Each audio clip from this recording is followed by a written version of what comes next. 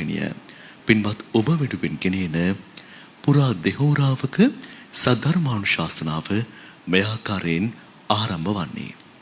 සදහැවතුනි, මේ උතුම් වූ දේශනාව සිදු කරන්නට අප සිදු කරන්නට යෙදුන ගෞරවනීය ආරාධනාව පිළිගෙන මේ පරිශ්‍රයට වැඩම කොට වැඩ සිටින පින්වත් දේශකයන්න් වහන්සේ කොළොන්නාව පුරාණ විහාර වාසී කොළඹ මහා නාම විද්‍යාලීය ධර්මාචාර්ය පූජනීය අවසරයි සේමලාගොඩ ධම්මින්ද පින්වත් ස්වාමින් වහන්සේ අපි පළමුවෙන් සාදු නතින් පිළිගනිමු. සාදු සාදු සාදු. පින්වත්නි, අද මේ උතුම් වූ දේශනාව සජීවීව මුළු ලෝකයා වෙත සංනිවේදනය කරන්නට පුණ්‍යවන්ත වූ දායකත්වය ලබා දී කටයුතු කරන පිරිස් දෙකක් වෙනවා. ඒ අනුව කොළඹ 3 සරණපාර පදිංචි වජිර අබේපිටිය මහත්මිය, වෛද්‍ය සිතර අබේපිටිය මහතා ඇතුළු ඒ පවුලේ සුදුහිමත් පිරිසත්, එවැගේම මහනුවර පදිංචි මේජර් ජෙනරාල් නිමල් දෙමඩපිටිය, චිත්‍රාංගනයේ දෙමඩපිටිය, තරුෂී දෙමඩපිටිය, නයනහාරයේ දෙමඩපිටිය, තමීර එදිරිසිංහ යන ඒ සදැහැති පින්වත් පිරිස් අද මෙතුම් වූ දේශනාව මෙලෙසින් පින්වත් ඔබ වෙනුවෙන් සජීවීව ගෙන එන්නට පුණ්‍යවන්ත වූ දායකත්වය ලබා දෙනවා. ආරාධනා කරනවා දේශනාවට දායකත්වය ලබා දී කටයුතු කරන ඒ සදැහැති පින්ති පිරිසට පළමුවෙන් භාග්‍යවතුන් වහන්සේ වෙනුවෙන් පුෂ්ප පූජාවන් සිදු කොට ඒ නවසන චාරිත්‍රානුකූලව දෙහත්පට්ටේ පිළිගන්නවා පින්වත් ස්වාමීන් වහන්සේට දේශනාව වෙනුවෙන් ආරාධනා කරන්නට කලා ශිල්පීන් ශබ්ද පූජාවන් පවත්වන අතර වාරේ නවසන පින්වත් ස්වාමීන් වහන්සේ මෙතුම් වූ දේශනාව ඔබ අප වෙත මහත් වූ මෙත් සිතින් පුරා දෙහෝරාවක් පවත්වන බව ඇති.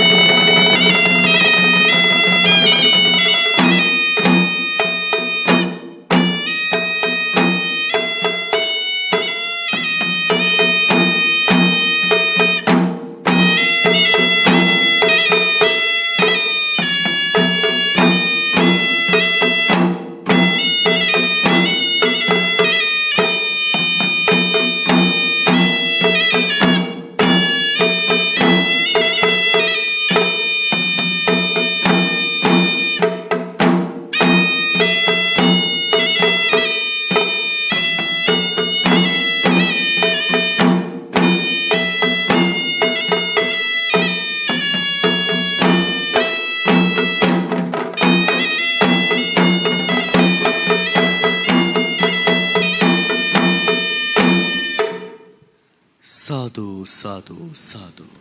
समन्ता चक्रवालेषु अत्रा गच्छन्तु देवता सद्धम्मं मुनि राजस् सुनन्तु सग्ग मोक्षदं धम्म सवने कालु अयं बदन्ता धम्म सवने कालु अयं बदन्ता ධම්ම ශ්‍රවණ කාලු අයං භදන්තා. නමෝ තස් භගවතු අරහතු සම්මා සම්බුද්දස්ස. නමෝ තස් භගවතු අරහතු සම්මා සම්බුද්දස්ස. නමෝ තස් භගවතු අරහතු සම්මා සම්බුද්දස්ස. ගෝපාලකෝන රූපඤ්ඤු හෝති න ලක්ඛන කුසලෝ හෝති න ආසාටිකං හාරේතා හෝති නවනම් පටිච්චාදේතා හෝති න දූමං කත්තා හෝති න තිත්තං ජානාති න ගෝචර කුසලෝ හෝති අනවශේෂ දෝහිච හෝති යේතේ උසභා ගෝපිතරෝ ගෝපරිනායකා තේන අතිරේක පූජාය පූජේතා හෝති.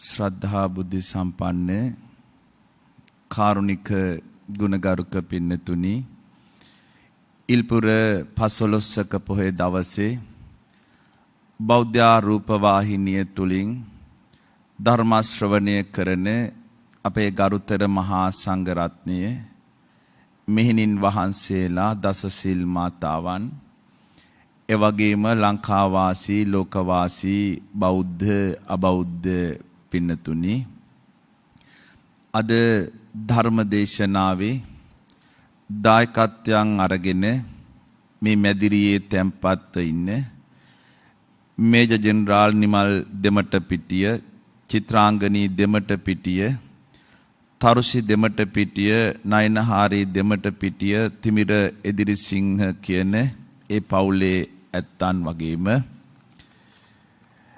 වජිරා අබේපිටිය මහත්මිය දොස්තර සිතිර අබේපිටිය පුතුණුවන් ඇතුළු මේ අවස්ථාවට සම්බන්ධ වෙන ජෙනරාල් ගාමිණී ජයසුන්දර මහත්මාණන් ප්‍රධාන කොට සදහැවත් කාරුණික ගුණගරුක පින්නතුන් වගේම මේ පෙහෙවස් සමාදන් වෙච්ච සියලුම පින්නතුන් ලංකාවාසී ලෝකවාසී තමන්ගේ නිවසේ සිට මේ දේශනාව ශ්‍රවණය කරන අපි හැම කෙනෙක්ගෙමත් මූලිකම අරමුණ බවට පත් වෙන්නේ මේ ජීවිත තුල අපි නොදකින යථාර්ථය අපි විසින් තේරුම් ගැනීම. අපි සාමාන්‍ය ජීවිතයේ පින්නතුනි දැනුම ලබන්නේ අපි මේ ලෝකේ අවබෝධ මට්ටම් හදාගෙන තියෙන්නේ පංචේන්ද්‍රියම් පදනම් කරගෙන.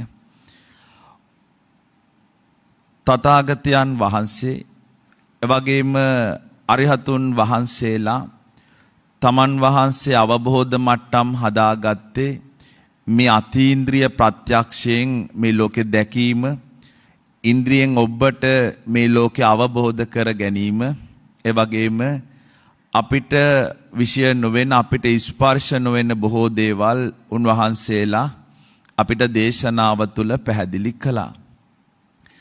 අපිට මේ ලෝකේ ගොඩක් දේවල් සමහර වෙලාවට නොපෙනෙන්න හේතුව සමහර දේ ගොඩාක් ඈතින් තියෙන්නේ. මුහුදු වෙරළක් ළඟට ගිහිල්ලා අපි මුහුදේ කෙළවර බලනවා කියලා හිතුවොත් අපිට පේන්නේ සිටිජ. ඒ හේතුව අපිට ඒ තරම් දුරක් මේ පියවි ඇහෙන් දකින්න බෑ.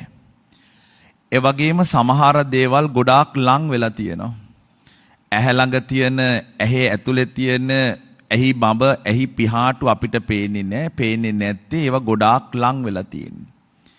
ඒ වගේම ඇහැ ළඟ තියෙන සමහර ලපයක් අපිට බලන්න බෑ. ඒත් ගොඩාක් සමීප නිසා. ඇතැම් දේවල් අපිට ගෝචර වෙන්නේ නැහැ. අපි ඉන්ද්‍රිය ඝාතකයි. ඇස් පේන්නේ නැති කෙනෙකුට, කන් ඇහෙන්නේ නැති කෙනෙකුට, ඒ වගේම ගඳ සුවඳ නිවැරදිව මේ නාසයෙන් දැනෙන්නේ නැති කෙනෙකුට මේ ලෝකේ සමහර දේවල් නැහැ කියලා කියන්න පුළුවන්. එතකොට ඒවා භෞතිකවාදී වෙනවා. එහෙම නැහැ කියලා ඒ ඇත්තෝ කියන්නේ තමන් තුළ ඒ ඉන්ද්‍රිය ඝාතක බව නිසා මිස මේ ලෝකේ එහෙම දේවල් නැහැ කියන හේතුව මත නෙවෙයි. ඇතැම් දේවල් පින්නතුනි අපිට දැනෙන්නේ නැහැ, පේන්නේ නැහැ.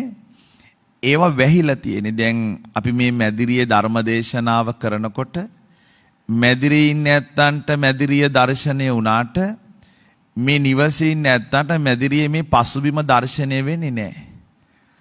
අපි ගෙදරක තාප්පකින් වට වෙලා කඹරයක බිත්ති හතරකින් වට වෙලා ඉඳිද්දී අපි බිත්ති හතරෙන් එහා ලෝකේ දකින්නේ නැහැ. දකින්නේ නැත්තේ මේ ඇහැට තරම් දුර පේන්නේ නැති නිසා. ඒ වගේම මේ ලෝකේ අපිට සමහර දේවල් පින්නතුනි දැනෙන්නේ නැහැ සහ අවබෝධ වෙන්නේ නැහැ. අපි යම් හෝ ගැඹුරු කල්පනාවක ජීවත් වෙනකොට, ගැඹුරු කල්පනාවක ඉන්නකොට ළඟින් ඇතෙක් ගියත් සමහරට සද්ධාන්ත වෙන සතෙක් ගියත් අපිට ඒක අවබෝධ වෙන්නේ නැති වෙයි. ඒ නැති වෙන්නේ නැත්තේ, ඒ අවබෝධ නොවෙන්නේ අපි වෙන කල්පනාවක ඉඳීම කියන කාරණාව මත.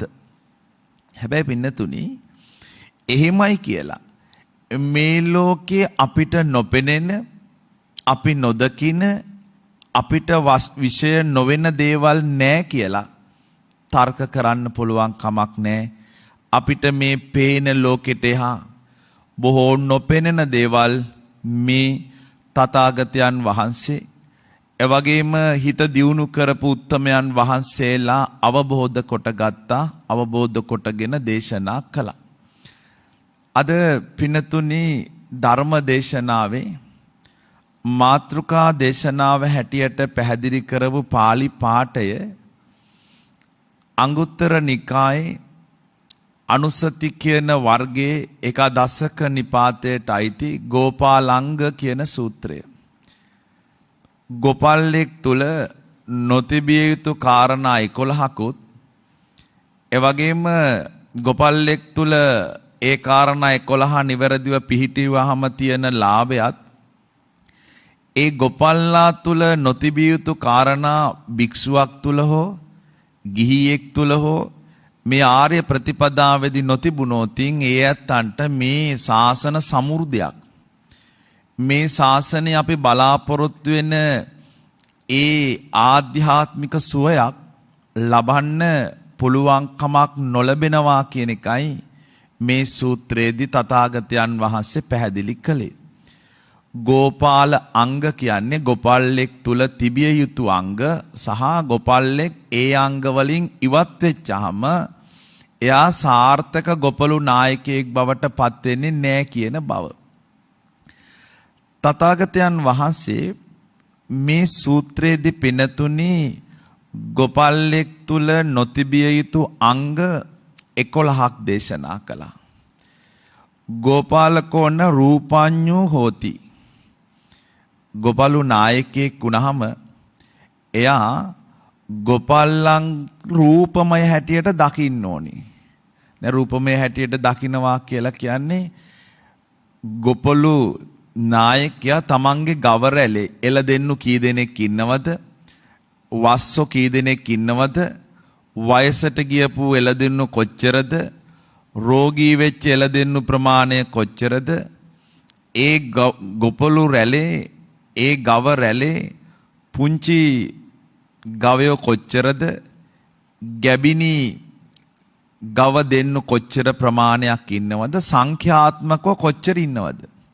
නැතිනම් 200ක් 300ක් ගව රැලක හිටියහම ගොපල්ලා මේ 200 300ම තනබිමකට මුදා හැරියාම එයා නැවත හවසට ඒ ගොපලු නායකයා ගව පිරිස තමන්ගේ ගවයන් ගාල් කරපු තැනට දක්කද්දී 150ක් නම් ඉතුරු වෙන්නේ 250ක් නම් ඉතිරි වෙන්නේ හැමදාම මේ ගොපල්ලට ගවයෝ කීප දෙනෙක් මග හැරෙනවා.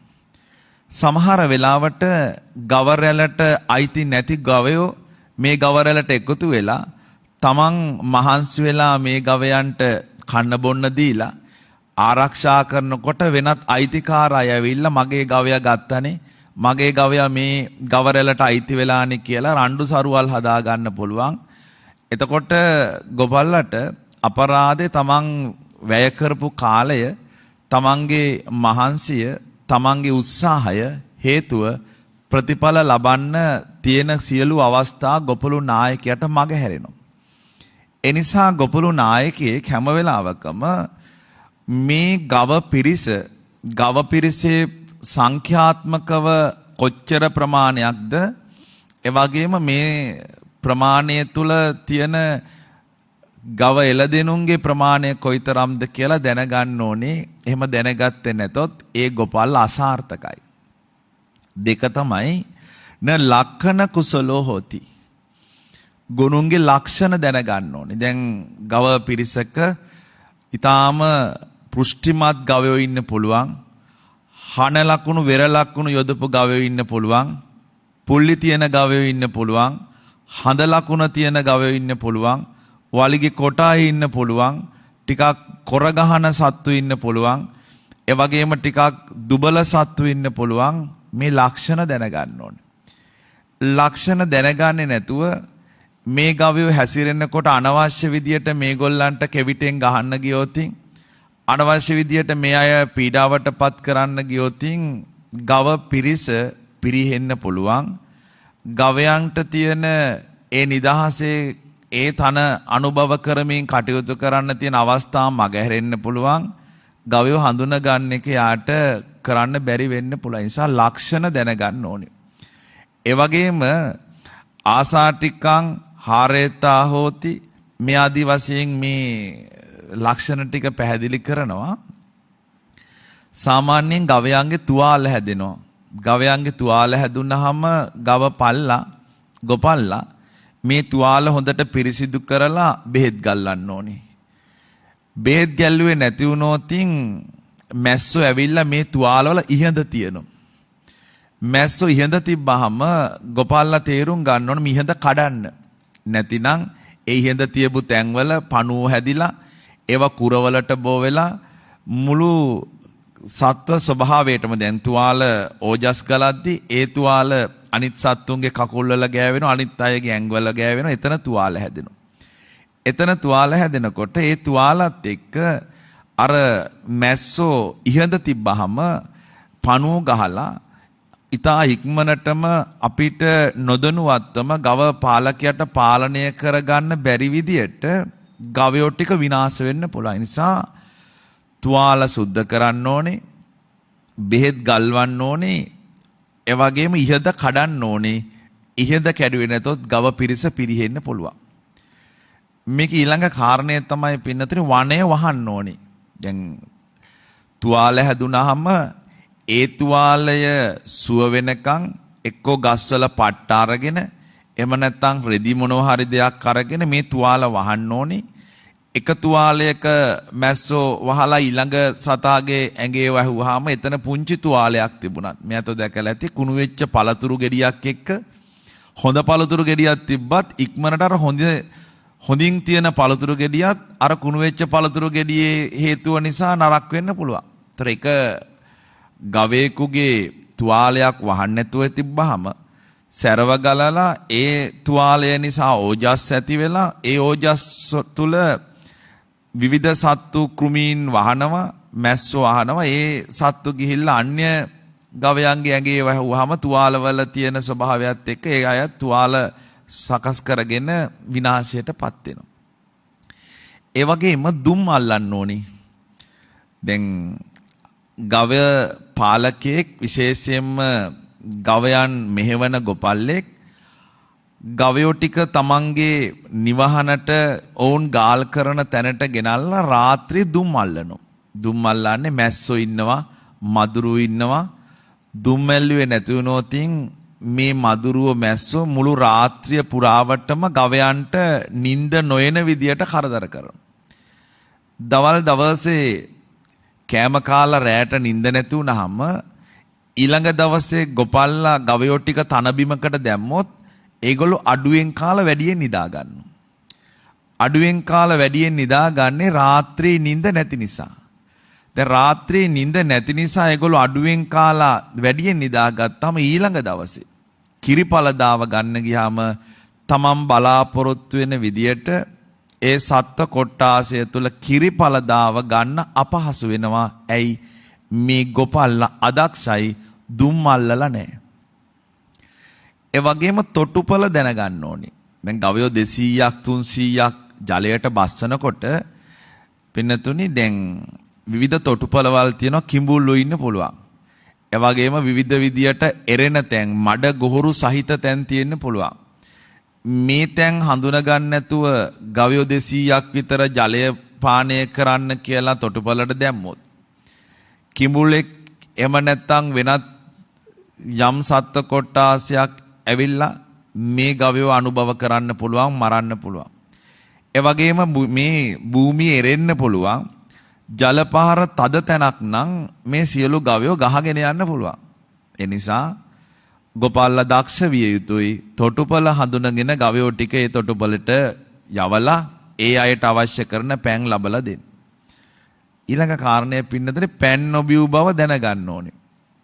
දැන් ගවයෝ 200ක් දාලා ගොපල්ලා විනාඩි 30ක් 40ක් ඉඳලා කෙවිත අරගෙන මෙහෙම ගහලා ගවයෝ ටික උඩට එව්වොත් ගොඩට එව්වොත් එතන ඉන්න පුළුවන් වයසක ගවයෝ.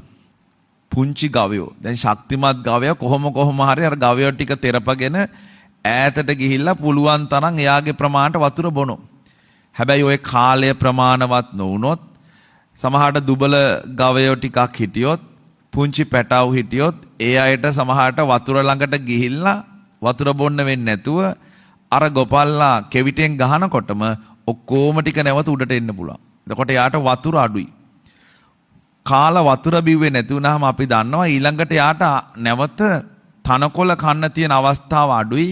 එයාට තිබහ වැඩි. තිබහත් එක්ක කෑම රුචිය කියන එක නැති වෙන්න පුළුවන්. ඒක ඊළඟ ප්‍රතිඵලය තමයි. කන ගවයා වතුර බොන ගවයා පෘෂ්ටිමත්ව හැදෙනවා.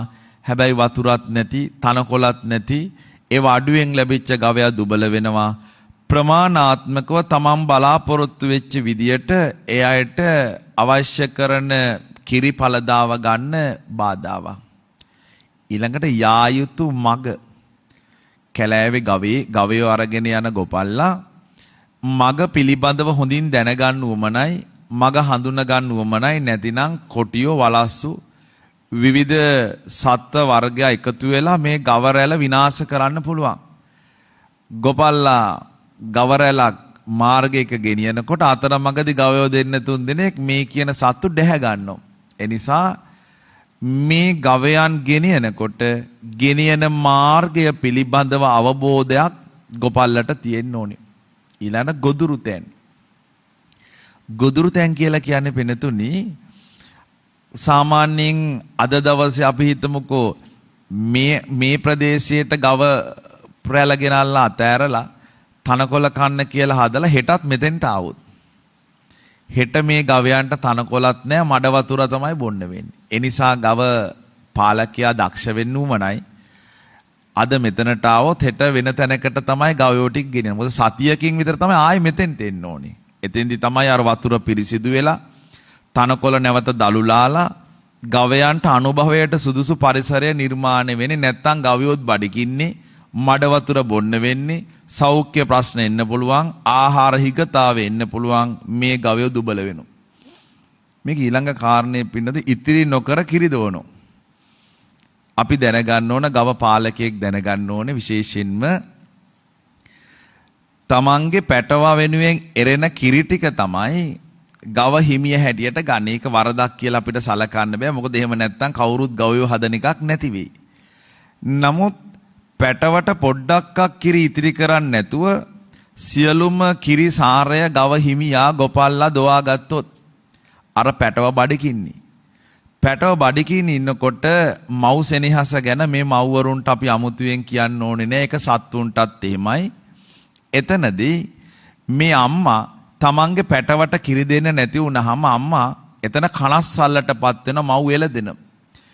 මව් එළදෙන කනස්සල්ලටපත් වෙනවා කියලා කියන්නෙම ඒක ඊළඟ ප්‍රතිඵලය බවට පත් වෙන්නේ කනස්සල්ලටපත් වෙන මව් එළදෙන කිරි හංගනවා.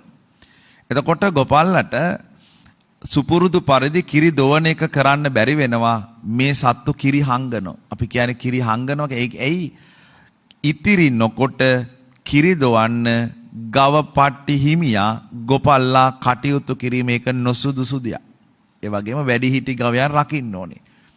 කාලයක් වැඩ අරගෙන කුඹුරු මඩවන්න අරගෙන ඒ වගේම කිරි දොවලා ඒ සියලු දේවල් අවසන් වෙලා යා වයසට ගියාම ඒ ගවයන්ට නොසලකා හැරලා කෑම ටික දෙන්නේ නැතුව ඒ ගවයෝ මස් කඩවලට දක්වනවා නම් ඒ දැක්කීම ගොපල්ලා විසින් නොකළ යුතු දෙයක්.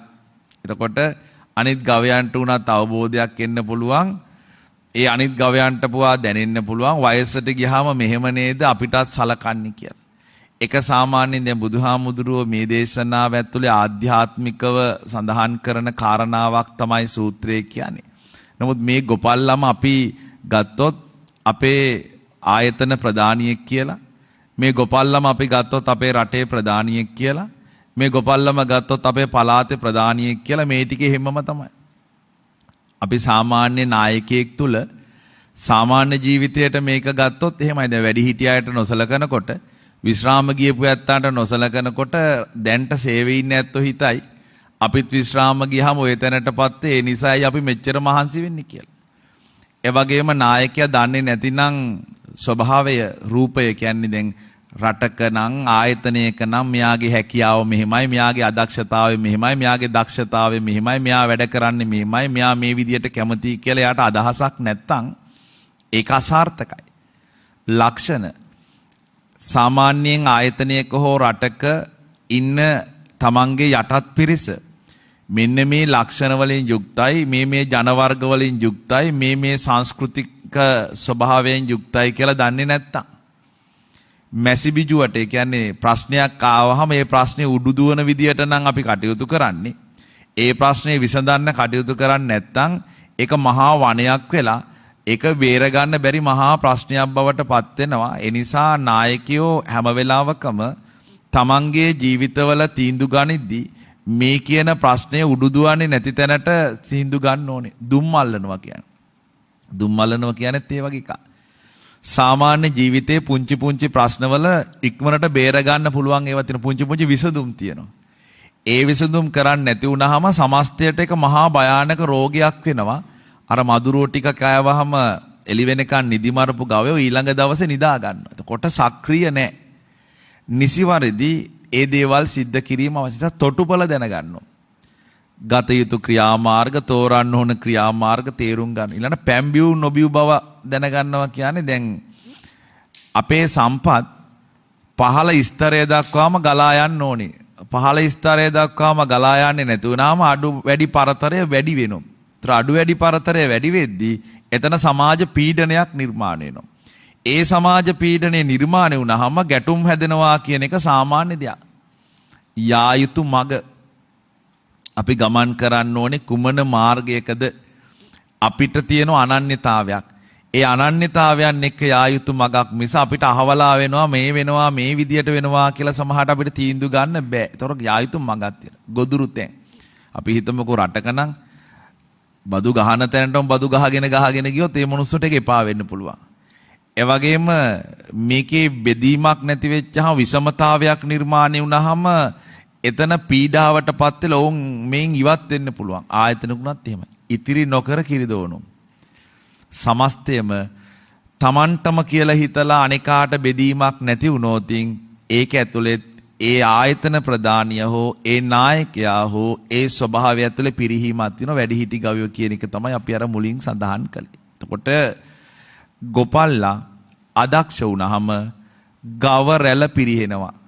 බුදුහාමුදුරුවෝ මේ සූත්‍ර දේශනාව අරමුණු කළේ මේ භෞතික කාරණා ටිකකට නෙමෙයි පින්නතුනි. බුදුහාමුදුරුවෝ දේශනා කරනවා මේ වගේමයි මෙන්න මේ කාරණා 11 යමෙක් දන්නේ නැත්තම් ඔවුන්ට ශාසනය තුල සමෘද්ධියක් නැහැ. ඒකේ පළවෙනි කාරණය රූපය දන්නේ නැහැ කියන්නේ දැන් ගවයන්ගේ ඇතුලේ ගව එළදෙනු කොච්චරද, ඒ වගේම තරුණ ගවයෝ කොච්චරද, දුබලතා තියෙන ගවයෝ කොච්චරද කියලා දන්නේ නැහැ වගේ රූපය ගැන දන්නේ නැතිනම් ගිහි පැවිදි අපි රූපය ගැන දන්නේ නැත්තම් ඒ දන්නේ නැතිකම ශාසන සමෘද්ධියට පින්නතුනි බාධා. මොකද්ද රූපය කියලා කියන්නේ? ධර්මයේදී කියනවා අපිව නිර්මාණය වෙලා තියෙන්නේ සතර ධාතුන් මහා භූත රූප වලින්, සතර ධාතුන් වලින්. පඨවි, ආපෝ, තේජෝ, වායෝ. අපි තේරුම් ගන්න ඕන සත්ත්ව පුද්ගල කියලා අපි මෙහෙම කල්පනා කළාට, සත්ත්ව පුද්ගල කියලා අපි මෙහෙම තේරුම් ගත්තාට මේක සම්මුතියක්. මේක ඇතුලේ තියෙන්නේ ඇත්තටම සත්ත්ව පුද්ගල කියන ස්වභාවයක් නෙවෙයි. අපිට මේ ලෝකේ ද්වේෂය හැදිලා, රාගය හැදිලා, ලෝභය හැදිලා, ගැටුම් හැදිලා, ආත්මාර්ථකාමීත්වයන් නිර්මාණය වෙලා මේ කටයුතු කරන්නේ සත්ත්ව පුද්ගල කියලා අල්ලා ගැනීම මත කටයුතු කිරීම නිසා. හැබැයි අපිට මෙහෙම හිතෙනවා නම් පුද්ගලයෙක් කියලා කියන්නේ ධාතු කොටස් 4ක්. බුදුහාර දේශනා කරන ලස්සන උපමාවක් ගව ඝාතකෙක් ගවේ ඝාතනය කරලා සතරමං හන්දියකට ගෙනල්ලා ඒ ගව මාංශය විකුණනවා. එතකොට ගව ඝාතකයා මේ ගවයා සතරමං හන්දියට ගෙනල්ලා විකුණන්නේ ගවේ කියන අර්ථයෙන් නෙමෙයි ගව මාංශ කියන අර්ථයෙන්. එතකොට යාට අදහසක් එනවා මම මේ විකුණන්නේ ගව මස්. ගවයෙක් නෙමෙයි ගව මස්. දැන් මේ මස් ගන්න මිනිස්සු ගව මස් ගන්නෙන්නේ ගවයෙක් ගන්නවා කියන අර්ථයෙන් නෙමෙයි මාංශ ගන්නවා කියන අර්ථයෙන්. ඒ වගේ අපේ ශරීරවල පඨවි කියන්නේ පින්නතුනේ තදයි කියන එකටත් අපි පඨවි කියනවා මොලොක් කියන අර්ථයටත් පඨවි කියලා කියනවා. දැන් අපේ ශරීරයේ තියෙනවා එවැනි පඨවි කොටස් 20ක්.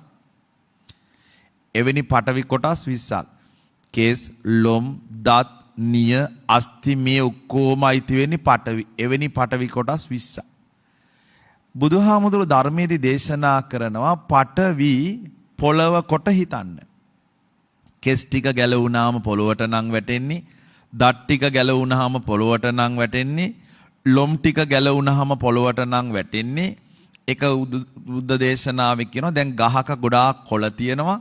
කොළ ඔක්කොම ගැලවිලා පොළොවට වැටෙනවා. ඔළුවේ ගොඩාක් කෙස් තියෙනවා. මේ කෙස් ගැලවිලා වැටෙන්නේ පොළොවට. මේක ෂැම්පු ගාලා හේදුවත්, වෙන විදියට වර්ණ ගැන්නුවත්, වෙන විදියට පෝෂණ මට්ටමට ගෙනාවත් මේ කෙස් ටික නැවත වැටෙන්නේ පොළොවට. අස්ටි ටිකත් එහෙමයි. මේ නියපොතු කොච්චර ලස්සනට හැදුවත්, උල් කළත්, සායම් කළත් මේවා කැපුවාම වැටෙන්නේ පොළොවට. පඨවි අපිට අයිති ඒවා නෙමෙයි, පොළව සමයි. පොළවට අයිති ධාතු මනසිකාරයේදී පෙන්නනවා පඨවි පොළව සතු දෙයක්, පොළව සම දෙයක්, පොළවට අයිති දෙයක්. ඊළඟට පින්නතුනි ආපෝ අපේ ශරීරයේ ආපෝ කොටස් 12ක් ධර්මයේ පෙන්නනවා. සෙම, සොටු, ලේ, සැරව, පිත මේ හිසේ ඉඳලා දෙපතුල දක්වා ගලන දහඩිය මේ ඔක්කොම අයිති වෙන්නේ ආපෝ. මේ ශරීරයෙන් වැగిරෙන කිසි දෙයක් සුවඳ හමනේව නෙමෙයි. මේ සතර ධාතු වල ආපෝ කියලා කියන්නේ වැగిරෙනවා. ඒක බුදුහාරෝ දේශනාවේ කරනවා ජලය සමයි. මේවා අපිට අයිති ඒවා නෙමෙයි, ජලයට අයිති ඒවා. ඒවා ජලය සමයි. ඒ වගේම පිනතුනි තේජෝ කෑම දිරවන, කෑම පැසවන, මේ ශරීරයේ දිරවන පැසවන ස්වභාවය අපි දැන් මේ කටින් ආහාර දැම්මහම ඒක කොයිතරම් මිලාදික එකක් වුණත් ඒකට අවසානයේ සිද්ධ වෙන කාර්යයක් තියෙනවා. අන්නේ කාර්ය තේජෝ කොටස් 4ක් ධර්මයේ විස්තර කරනවා. ඒ වගේම පින්නතුනි ආස්වාසය ප්‍රාස්වාසය ඇතුළු කොටගත් මේ ශරීරය පුම්බන, මේ ශරීරය තල්ලු කරන, මේ ශරීරය තද කරන තෙරපවන ස්වභාවය තමයි වායෝ කියන්නේ. එවැනි කොටස් 6ක්. තේජෝ ගින්න කියලා හිතන්න, වායෝ සුළඟ කියලා හිතන්න. ඇත්තටම පඨවි පොළවට නම්, ආපෝ ජලයට නම්, තේජෝ ගින්නට නම්, වායෝ සුළඟට නම් අපිට මොනවද තියෙන්නේ? අපි මැරිච්චාම පඨවි ටික පොළව ගන්නු. ආපෝ ටික ජලය ගන්නු. තේජෝ ටික ගින්න ගන්නවා. වායෝ ටික සුළඟ ගන්නවා. අපි අලු ටික අරන් ගෙදරිනවා. මේ නඩත්තු කරන රූපය ඇතුලේ ඇත්තටම තියෙන්නේ මෙවැනි ස්වභාවයක් නම් මේ නඩත්තු කරන රූපය තුල තියෙන ප්‍රයෝජනය මොකක්ද? මේ නඩත්තු කරන රූපය ඇතුලේ තියෙන එකම ප්‍රයෝජනය තමයි මේ ලැබිච්ච රූපය අවභාවිතා නොකොට භාවිතා කිරීම. ලැබිච්ච රූපය අවභාවිතා කරන්න කෙනෙක් පෙළඹෙන්නේ මේ රූපය ඇතුලේ තියෙන යථාර්ථය දන්නේ නැති නිසා. නමුත් මේ අෂ්ටවිද්‍යා දුෂ්ටක්ෂණයට හසු වෙච්ච නැති මේ බුද්ධෝත්පාද කාලයක අපි මේ ලද රූපය භාවිතා කරන්න යමෙක් උත්සුක නම් ඒ ලැබිච්ච ශරීරය පිළිබඳ ගැටලුවක් නැහැ.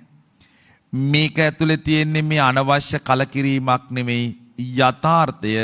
ගිහි පැවිදි අපි දෙපක්ෂයේම දැනගන්න ඕනේ රූපය කියලා කියන්නේ ඇත්තටම මේ විදියට දැකලා ආස්වාදය විතරක් හදාගන්න ඕන එකක් නෙමෙයි. ආස්වාදය අස්සාදය හදාගත්තාම ඒකේ ආදීනව දැනලා ඒ තුල නිස්සරණය කියන එක තේරුම් ගන්නවා කියන එක. අපි ධර්මයේ ඇතුලේ විදර්ශනාව කියලා කියන්නේත් පින්නතුනි මේකමයි. මේ පංචස්කන්ධය තුල ක්‍රියාත්මකයි අනිත්‍ය දුක්ඛ අනාත්ම කියලා ලක්ෂණ තුනක්. මේ ක්‍රියාත්මක වෙච්ච ලක්ෂණ තුන නිවැරදිව අපි ධර්මයේ තුල තේරුම් ගත්තොත් ඒ තමයි විදර්ශනාව.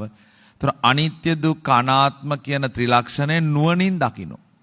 දැන් ඔබට ඔබේ ජීවිතවල පින්නතුනේ අනිත්‍ය දැන් මේ දායකත්වයන් දරපු දෙපක්ෂයම මේ අනිත්‍ය දකින්න.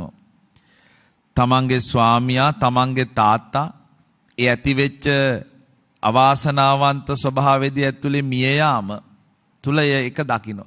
ඒ වගේම මේ දෙමව්පියෝ දෙපළ තමන්ගේ දියණියට ඒ අකාලේ ඇතිවෙච්ච රෝගී තත්ත්වයෙන් මිය යාම නිසා ඒ අනිත්‍ය ඔබ දකින්න ඔබ ජීවිතය අත්විඳිනවා. අපේ රටේ සුවහසක් ඇත්තෝ මෙවැනි කාල සීමාවකදී මේ අනිත්‍ය විඳිනවා අනිත්‍ය දකින්නවා. මෙන්න මේ දකින පියවි ඇහැට පේන අනිත්‍ය අපි මේ විදර්ශනාව පැත්තට යොමු කරනවා කියලා කියන්නේ පින්නතුනි එය නුවණින් දකින්නවා කියන එක. එතකොට රූපය කියලා කියන්නේ මෙහෙම එකක්.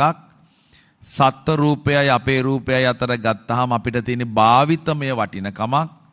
ඒ භාවිතමය වටිනකම රූපය ඇතුලේ හදාගන්න එක හොඳයි. මොකද අපි සතුටු වෙනවා නිවැරදිව ඇස් කන් ආසාදී ඉන්ද්‍රියම් පිහිටවල ලැබපු මේ ශරීරය.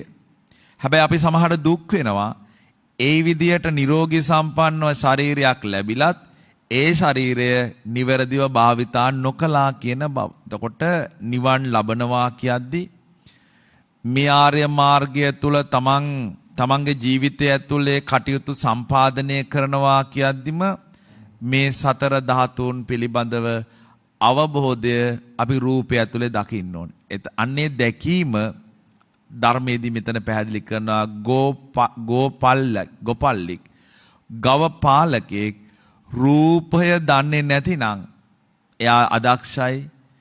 භික්ෂු භික්ෂුණී උපාසක උපාසිකා ඇත්තෝ සතර ධාතුන් මේ ජීවිතය ඇතුලේ රූපය ඇතුලේ තියනවා කියලා දන්නේ නැත්නම් ඔහුට මේ සාසනික සමෘද්ධියක් ලබනවා කියන එක අපහසුයි. මේක දෙවෙනි කාරණේ පින්නතේ ලකුණු දන්නවා කියන එක.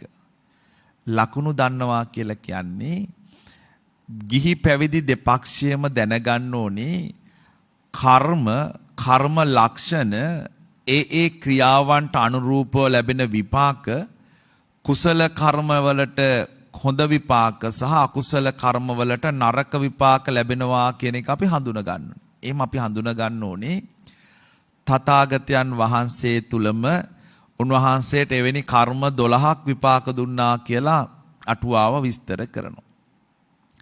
ඒ වගේම අපේ සමාජවලදී අපි කරන සමහර ක්‍රියාකාරකම් වලට අපි අත්විඳා ditta ධම්ම වේදනීය විපාක. ඒකම සංසාර ජීවිතයේදී අපරාපරිය වේදනීය හැටියට විපාක ලැබෙනවා. මේ සෑම ක්‍රියාවකටම ප්‍රතික්‍රියාවක් තියෙනවා. සෑම ක්‍රියාවකටම ප්‍රතික්‍රියාවක් තියෙනවා කියලා යමෙක් දැනගත්තාම ඔවුන් ක්‍රියා තෝරනවා. මම කුසල් ක්‍රියා කරනවය අකුසල් ක්‍රියා කරනවය මම නරක කර්ම කරනවය හොඳ කර්ම කරනවාය කියන තැනකට පත් වෙනවා. මේ ජීවිතවල දහමේ කියනවා පින්නතුනේ කමටහන් තියෙන කවලමේ. හොඳයි නරකයි මේ සමාජේ කවලමේ තියෙන්නේ. දැන් එකට මම උදාහරණයක් කිව්වොත් දැන් අපි දකිනවා අඹේපිටිය විනිසුරුතුමා නීතියට සාධාරණේ ඉටු කරමින් තීන්දුව තීරණ ලබා දීමේ ප්‍රතිඵලයක් හැටියට මත්ද්‍රව්‍ය ව්‍යාපාර කරන මිනිස්සුන්ගේ දෝෂ දර්ශනට ලක් වෙනවා. හැබැයි අපි මේ ජීවිතවල දැකලා තියෙනවා ඇතැම් වෙලාවට අයථා ක්‍රියාවන් වලට සම්බන්ධ වෙච්ච විනිසුරුවරුත් මේ ජීවිතය ඇතුළේ ඉන්නවා. එතකොට අපිට වෙන් කරන්න බෑ. ඒ වගේම ස්වාභාවික රෝගාබාධයක් හැදිලා තමන්ගේ දියණිය ජීවිතයෙන් සමුගන්න. ඒක දෙමව්පියන් හෝ එතුමියගේ වරදක් නිසා ඇති වෙච්ච දෙයක් නෙමෙයි. හැබැයි අපි ඒ එක්කම දකිනවා අම්මා තාත්තගේ වරදින් සහ දරුවන්ගේ වරදින් තමන්ගේ ජීවිත අහිමි කරගන්න දරුවෝ මේ සමාජවල ඉන්නවා. ඒතර කමටහන් තියෙන්නේ කවලමේ නම් අපි හැම වෙලාවකම බුද්ධිමත් වෙන්න ඕනේ අපිට අවශ්‍ය කරන ස්වභාවය කියන එක තේරුම් ගන්න. ඒක අපි එහෙම කිව්වොත් පින්නතුනි දැන් සමහර ඇත්තෝ කියනවනේ අපි බණ 100ක් ඇහුවත් බණ 50ක් ඇහුවත් නිවන් මාර්ගය ගැන හාමුදුරනේ හැම බණකදීම විවිධ විදියටනේ කියන්නේ අපිට නිවන් මාර්ගයේ යෑම පිළිබඳව ඒ තුල ගැටලු තියෙනවනේ කියලා. ඒයි අපි එහෙම කියන්නේ නිවන් මාර්ගය කියන්නේ පින්නතුනි තමන්ට අනන්‍ය වෙච්ච දෙයක්.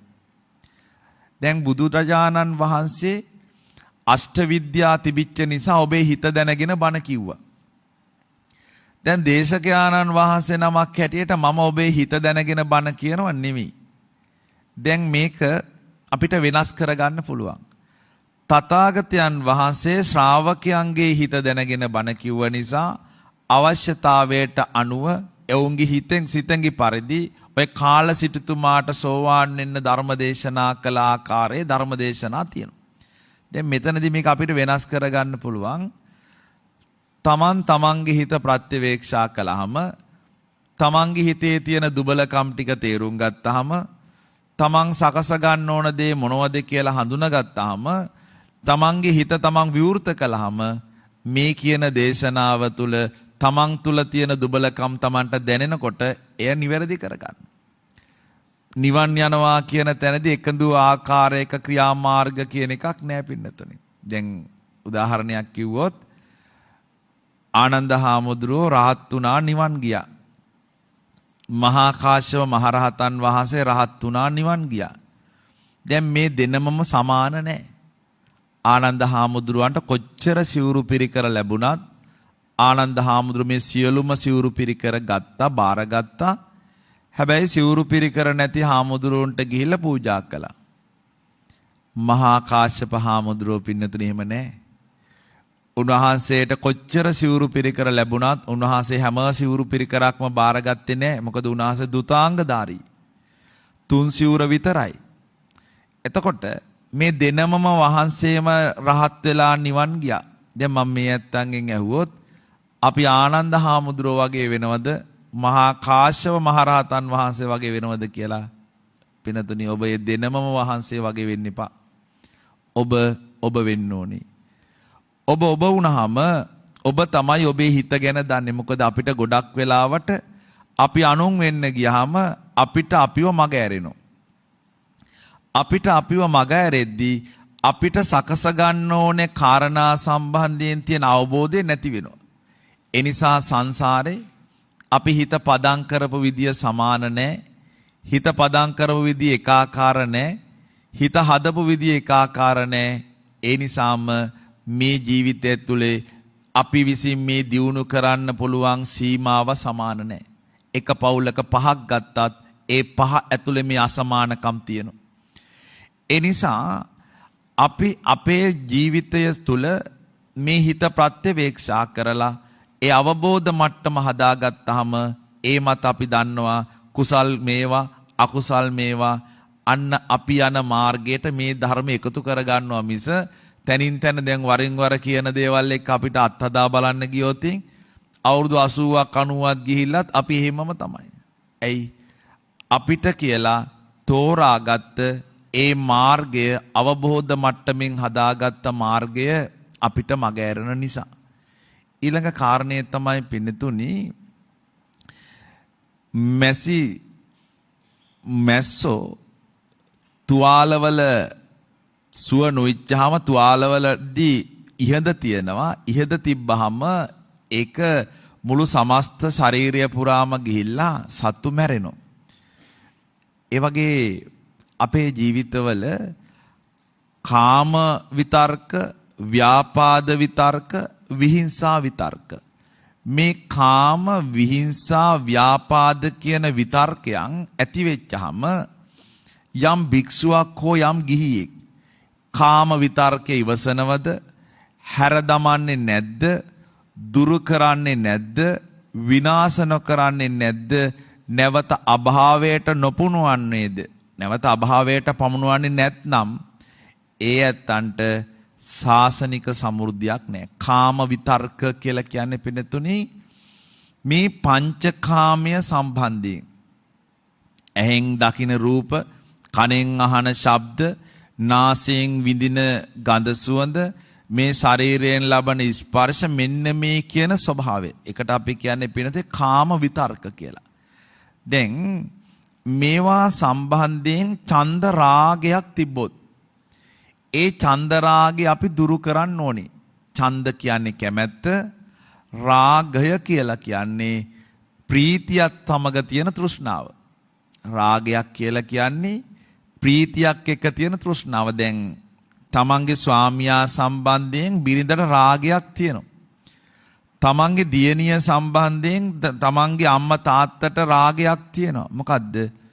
ප්‍රීතියත් සමග තියෙන තෘෂ්ණාවක්. මමය මගේය කියන හැඟීමක් තියෙනවා. ඔහුගේ හෝ ඇයගේ ස්වභාවයන් මතු කරද්දී ඒ පිළිබඳව සතුටක් තියෙනවා. යම් වෙලාවකදී ඒ ඇත්ත නැති වෙච්චහම ඒ තුල දුකක් තියෙනවා, වේදනාවක් තියෙනවා. අපිට අපේ ජීවිතවල යමක් කඩා වැටුණා වගේ හැඟීමක් තියෙනවා. ඇයි ඒ? ඡන්ද රාගය.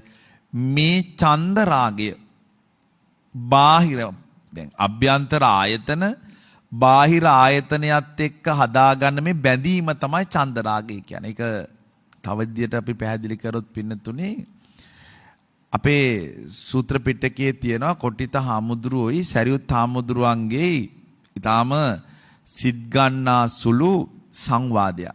මොකද උත්තමයත්ොත් එක්ක සම්බන්ධ වෙද්දී ඇති වෙන සංවාදයි අදමයත් එක්ක ඇති වෙන සංවාදයි අතර ලොකු වෙනසක් තියෙනවා.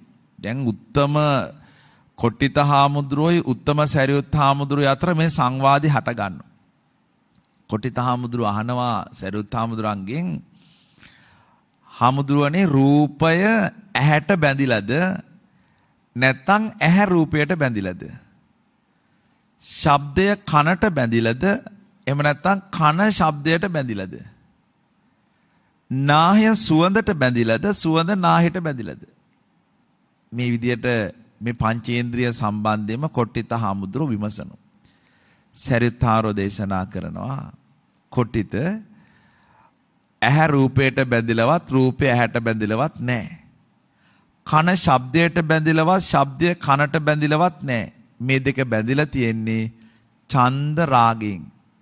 ඒක උන්වහන්සේ උපමාවකින් කියනවා සුදු පාට ගොනිකුයි කළු පාට ගොනිකුයි ඉන්නවා. සුදු පාට ගොනයි කළු පාට ගොනයි යොතකින් බඳිනෝ.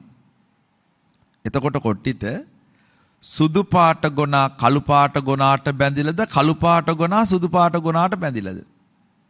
නෑ, මේ දෙන්න බැඳිලා තියෙන්නේ යොතෙන් එහෙම නැත්නම් ලණුවෙන්.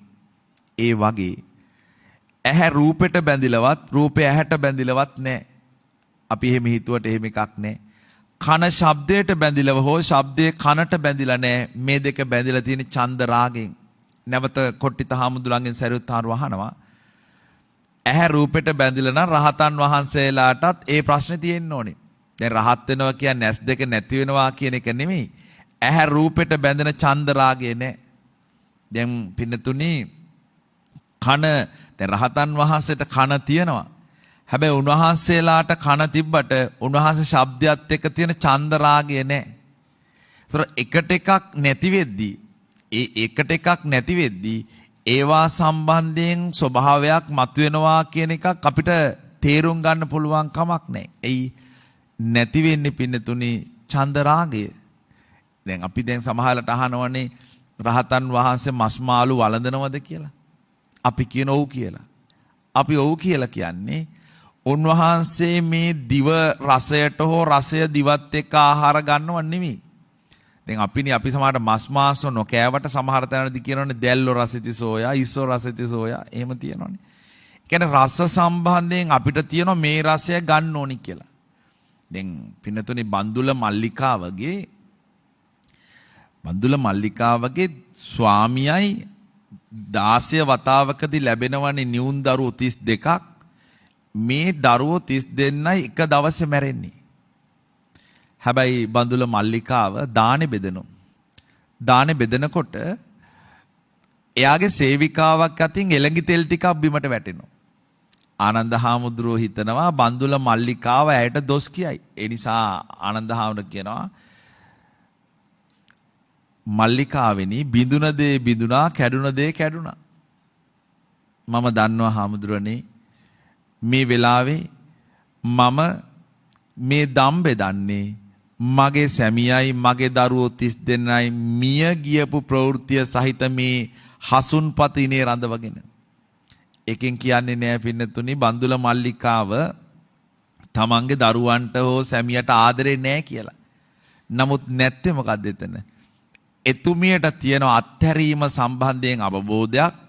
එතුමියට ඒ සම්බන්ධව අර සීමාව ඉක්මවුනේ රහතන් වහන්සේ තරම් නොවුනත් යම් අපි තුල තියෙන චන්දරාගය ඒ එතුමිය තුල නැහැ. එතකොට යම් වෙලාවක මේ ජීවිතේ අපිට සාසනික සමෘද්ධියට යන්න ඕනේ නම් ඇතිවෙන කාම විතර්කය නුවණින් තේරුම් ගන්න උමනයි. නුවණින් තේරුම් අරගෙන ඒ ඉවසන්න උමනයි. ඒ ඉවසලා බැහැර කරන්න උමනයි. එය බැහැර කිරීමෙන් තොරව සාසනික සමෘද්ධියකට යන්න බෑ. දැන් හිතන්න ඔබේ වියෝවන් ඔබට ඔබේ ප්‍රිය විප්පයෝගය සම්බන්ධයෙන් උදේ හවස දිවාරෑ මේ සියලු දේ ගැන එකම අරමුණකම හිටියා කියලා. ඒ හිටියා කියලා ඒ මිය ගියපු ඇත්තන්ට හෝ ඔබට ඇතිවන සුගතියක් නැහැ. ඔබත් මේක අනවශ්‍ය විදියට බැඳිලා කායිකව මානසිකව හෙම්බත් වෙනවා. ඒ මත ඔබට බුද්ධියෙන් යුක්තව මේ සංසාරයෙන් එගොඩ වෙන්න අවශ්‍ය කරන ප්‍රතිපදා පූර්ණය කරන්න එක පින්නතුනි බාධාවක්. ඒ නිසා දැන් කාම විතර්කයක ඊළඟට ව්‍යාපාදය. අපි සාමාන්‍යයෙන් ව්‍යාපාදය කියලා කියන්නේ තරහව කියන එක. නමුත් මෙතන ව්‍යාපාදය කියලා කියන්නේ පින්නතුනි ඒ තරහව නෙමෙයි.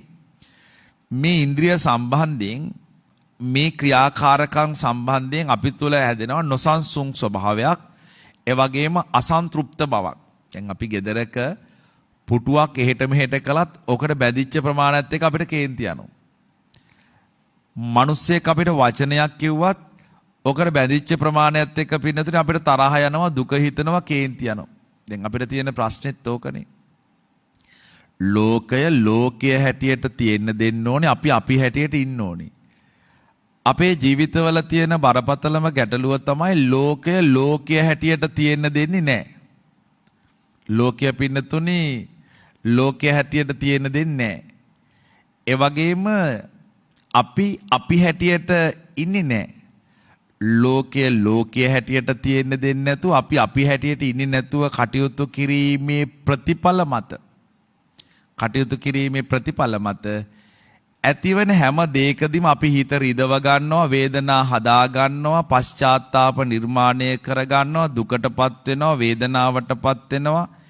ඒ මත බොහෝ ගැටලු වලට අපි අපේ ජීවිතවලපත් වෙනවා. ඇයි? මේ සම්මුතික ලෝකේ අපි මේ පොදුවේ ජීවත් වුණාට සංසාරේ ගත්තාම අපි හැමෝම සසර තනි වෙච්ච අය.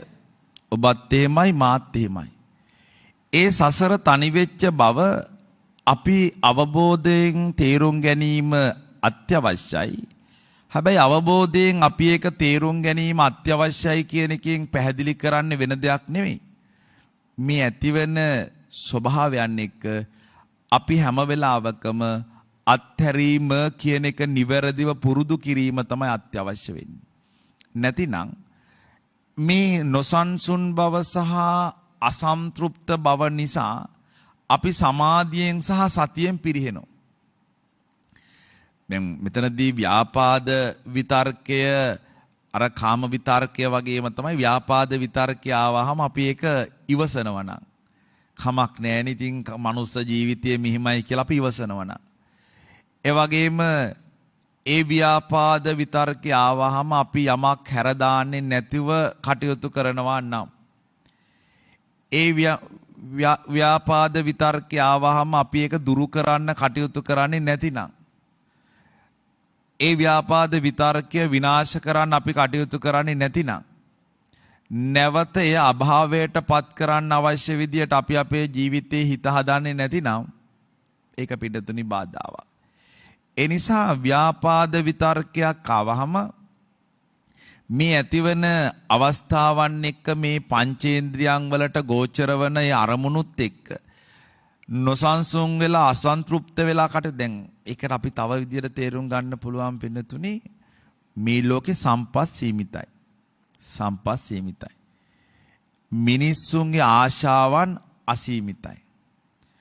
සීමිත සම්පත් ටික අසීමිත ආශාවන් සහිත මිනිස්සු අතර බෙදෙන්න ගියහම එතන තියෙනවා ගැටුමක්. ඒ ගැටුමේදී අපි ලද මේ මිනිස් ජීවිතය තුළ ඒ මිනිස් ජීවිතයට අර්ථයක් එකතු කරන එක පැත්තක තියලා ලද මිනිස් ජීවිතයට හානි කරන දේවල් එකතු කරන්න අපි පෙළඹෙනවා.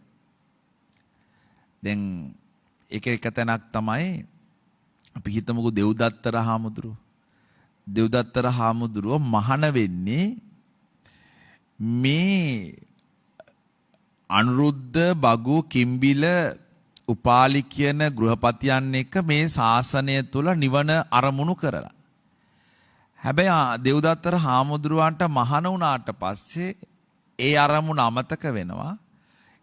දෙව්දත්තර හාමුදුරුවන්ට මහාන වෙලා ඒ අරමුණ අමතක වුණාම උන්වහන්සේ බුද්ධ රාජ්‍ය ගන්න කටයුතු කරනවා, බුදුහාමුදුරුවන්ට පීඩා කරනවා, බුදුහාමුදුරුවන්ගේ ස්වාමින් වහන්සේලා සමග සංඝ බේදය හදලා ස්වාමින් වහන්සේලා කොටසක් තමන් අතට ගන්නවා.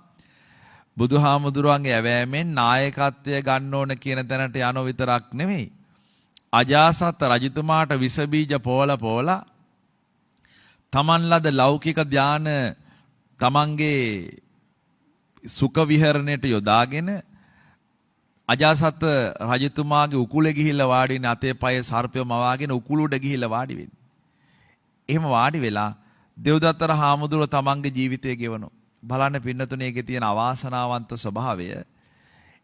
අර ඇතිවෙච්ච ස්වභාවය උන්වහන්සේ පාලනය නොකළ නිසා අදටත් උන්වහන්සේ අවීචියෙහි භව කීල කියන දුක විඳිනවා. භව කීල කියන දුක කියන්නේ අවීචියේ වෙනමම දුක. උන්වහන්සේට ගව් 100ක් විතර උස තිරිසං රූපයක් තියෙනවා. ඒ වගේම තමන් වහන්සේගේ කෙන්ඩ උන්වහන්සේගේ කෙන්ඩ දක්වා පොළවේ ගිලිලා උඩ භව කීල දුක විඳිනවා කියන්නේ අවීචියේ වෙනමම කොටසක්. එතනදී හිස වදිනවා ඒකේ උඩ කෙළවරේ. මේ පැත්තෙන් ඇතුල් කරන යකඩ ඉන්න මේ අදෝමුඛය දක්වා පහළට එනවා.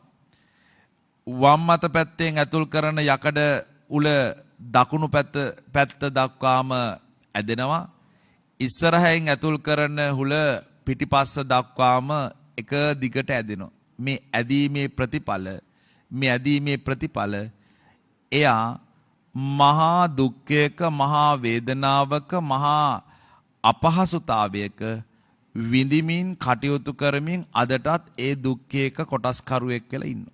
ඇයි මේ ඇති කරගත්ත ව්‍යාපාද විතර්කය, ඇති කරගත්ත ව්‍යාපාද විතර්කයේ ස්වභාවය උන්වහන්සේට ඒ මොහොතේ අවබෝධ නොවීම. ඒ මොහොතේ උන්වහන්සේට ඒක අවබෝධ නොවීමේ ප්‍රතිඵල අදටත් උන්වහන්සේට සංසාරයේ දුක්ඛයන් උරුම වෙලා තියෙනවා. එතකොට අපිට අපේ ජීවිතයේ ව්‍යාපාදය කියන ස්වභාවය අත් වුනහම මේ නොසන්සුන් බවයි අසන්තෘප්ත බවයි ජීවිතයේ තියෙන. මොකද දැන් සමහර කෙනෙකුට දැන් අපි ධර්මයේදී කියනවනේ, විශේෂයෙන්ම විසුද්ධි මග්ගයේදී කියනවා සාමාන්‍ය ජීවිතයක් අපි දශක 10කට බෙදනවා. දශක 10කට බෙදුවාම සාමාන්‍යයෙන් අවුරුදු 50න් පස්සේ හානි දශකය, එතන ඉඳලා අවසානයේ සයන දශකය දක්වාම මේ කාලය ගත්තොත් අපිට වැඩ කරන්න තියෙන කාලය බොහොම අඩුයි. කායික මානසික ශක්තිය තියෙන කාලය බොහොම අඩුයි. කායික මානසික ශක්තිය තියෙන කාලය ඇතුලේ මේ ජීවිතය හරියට පරිහරණය කිරීම තුල විතරයි ලබන්නට පුළුවන් ආනිසංස පක්ෂය පින්නතුනි ලබන්න පුළුවන් වෙන්නේ. එතකොට ව්‍යාපාද විතර්කයත් අපි තුල එනවනම් එය බැහැර කරන්න ඕන නැත්නම් සාසන සමෘද්ධියක් නැහැ. ඒක ඊළඟට තමයි පින්නතුනි විහිංසා විතර්කය. දැන් අපිට එනවා අනේකාට හිංසා කරන්න අදහසක්, හිංසා කරලා සතුටු වෙන්න ඕන අදහසක්, හිංසා කරලා ඔවුන් පීඩාවට පත් කරන්න ඕන අදහසක්. ඒ හිංසා කිරීම මත තමන්ට මහා සතුටක් දැනෙනවා කියන බවක් එන්න පුළුවන්. මේ ලෝකේ ලද ජීවිතයේ සමහර ඇත්තෝ තමන් නිවැරදිව පාවිච්චි නොකොට අනේකා පෙලන්න පාවිච්චි කරනවා. දැන් බුදුහාරෝ දේශනා කරනවා සබ්බේ තසන්ති දණ්ඩාස සබ්බේ බායන්ති මච්චුනෝ අතානං උපමං කත්තා නහණියන ගති. දැන් කේසී කියන අශ්ව දමනකයා එක වෙලාවකදී බුදුහාමුදුරන්ට කියනවා බුදුහාමුදුරනේ මම අශ්ව දමනකේ මම අශ්වය දමනය කරනවා ඒ නිසා මට කියනවා අස්ස ධම්ම සාරති කියලා. ඔබ වහන්සේ පුරුෂයෝ දමනය කරනවා ඒ නිසා ඔබ වහන්සේට කියනවා පුරුෂ ධම්ම සාරති කියලා. ඒ වෙලාවේ බුදුහාමුදුරුවෝ අහනවා ඔබ කොහොමද අශ්වය දමනය කරන්නේ? මම ගුණෙන් කියනවා අනෙන් කියනවා ගුණයි අනයි දෙකම පාවිච්චි කරනවා බැරි වුණොත් මරලා දානවා. තථාගතයන් වහන්සේගෙන් අහනවා ඔබ වහන්සේ කොහොමද කරන්නේ? මමත් එහෙමයි. ගුණෙන් කියනවා අනෙන් කියනවා ගුණයි අනයි දෙකම පාවිච්චි කරන නැත්තම් මරලා දානවා. කේසි අහනවා ඔබ වහන්සේ වගේ අවිහිංසාව පදනම් කරගත් දර්ශනයක් පැහැදිලි කරන ශාස්ත්‍රෝන් වහන්සේ නමක් මරණය කියන එක කොහොමද කරන්නේ අනුමත කරනවද? කේසිය මගේ ආර්ය විනේ මරණය කියන්නේ අත්හැරීම. අත්හැරීම කියලා කියන්නේ අර චන්නහාමුදුරුවන්ට පනවපු බ්‍රහ්ම දණ්ඩනේ. චන්නහාමුදුරුවන්ට පමනපු බ්‍රහ්ම දණ්ඩනේ කියන්නේ උතුම් දඬුවම. පුනරුත්ථාපනය කරන එක හොඳයි. දැන් අදටත් දැන් වර්තමානයේ වුණත් පින්නතුනේ අධිකරණ ක්‍රියාවලිය ඇතුලේ බන්ධනාගාරගත වෙනවා කියන්නේ පුනරුත්ථාපනේ. නමුත් ඒක වෙනවාද නැද්ද කියන එක පිළිබඳ ගැටලුවක් තියෙනවා. මොකද හුදකලා කළාම ඒ හුදකලා කිරීමත් එක්ක සමාජ සම්බන්ධතා සීමා කළාම ඔහුට ඔහු ගැන හිතන්න තියෙන කාලේ වැඩි. ඒ නිසා තමයි සමහර ඇත්ත පොත්පත් ලියන්නේ. සමහර ඇත්ත ඒ දේවල් වලට නියැලෙන්නේ. ඒ අතර සමහර ඇත්ත එතෙන්ට ගිහිල්ලා අර සුපුරුදු ඒවා ඊට වඩා වැඩි ප්‍රමාණයකින් කරනවා. අර පුනරුත්ථාපනය කියන එක නිවැරදිව සිදු නොවීම සහ පවපින විශ්වාස කරපු නැති ලද ජීවිතය නිවැරදිව භාවිත කරන්න ඕනේ කියලා කල්පනා නොකරපු මිනිස්සුන්ගේ ක්‍රියාකාරකම් නිසා අර අරමුණු සමහර විට බැහැර වෙන්න පුළුවන්. දැන් මෙතනදී තමන්ට තමන් ගැන හිතනවා කියන එක වෙන්නේ පින්නතුනේ. දැන් අපි හිතමුකෝ පාරදී ඇති වෙන සංසිද්ධියකදී අපි කේන්ති ගන්නවනම්. ඉතින් ඔබ වාහනයක් පදවන කෙනෙක්. අපේ වගේ රටක වාහනයක් පදවනකොට අපිට කේන්ති යන්න තියෙන අවස්ථා ටික වැඩි. දැන් කේන්ති යන්න තියෙන අවස්ථා වැඩි කියලා අපි හිතමුකෝ අපි ගමනක් යනවා කියලා. දැන් මේ ඇත්තෝ මේ ධර්මදේශන අවසන් කළා නුවරට යද්දී වාහනය මේ නුවරට පදවනකොට අතන මගදී ඔවැනි අවස්ථා 10කදී අපි කේන්ති ගත්ත කියන්නකෝ, තරහ ගත්ත කියන්නකෝ. දවසට ඔහොම 10ක් වෙලා අපේ ජීවිතේ ඔහොම එද්දී මේ හැම අරමුණකම කේන්ති ගන්න තැනකට නම් යන්නේ දුබලතාවයේ තියෙන තමන් ළඟ. ඒ සමහර ඇත්තෝ කියනවනේ අපි වරදට පෙළඹුණේ මිනිස්සුන්ගේ විලාසිතාවල තියෙන ප්‍රශ්නයක් නිසා. මේ මිනිස්සු ගොඩක් නරක වෙලා තියෙන්නේ මේ විලාසිතාවල තියෙන ප්‍රශ්නයක් නිසා. ඒක පින්නතුනි බොරුවක්. ඇයි? තමන්ට තමන්ගේ හිත පාලනය කරගන්න බැරිකම තව කෙනෙක්ගේ වරදක් කොට සලකනවා නම් තමන් අසමර්ථයි. මේ ජීවිතවල තමන් නිවැරදිව මේ හිත පාලනය කරගත්ත කෙනෙක් නම් එවැනි කමටහන් 100ක් දැක්කත් එවැනි අවස්ථා 100කට මුහුණ දුන්නත් තමන්ගේ හිත නොසන්සුන් කියලා කියන්නේ තාම අපි අපේ හිත හදාගෙන නැහැ. එතකොට විලාසිතා තෝරනකොට ඒ ඇත්ත ඒ විදියට ඒ විලාසිතා පාවිච්චි කරන එක වෙනම දෙයක්.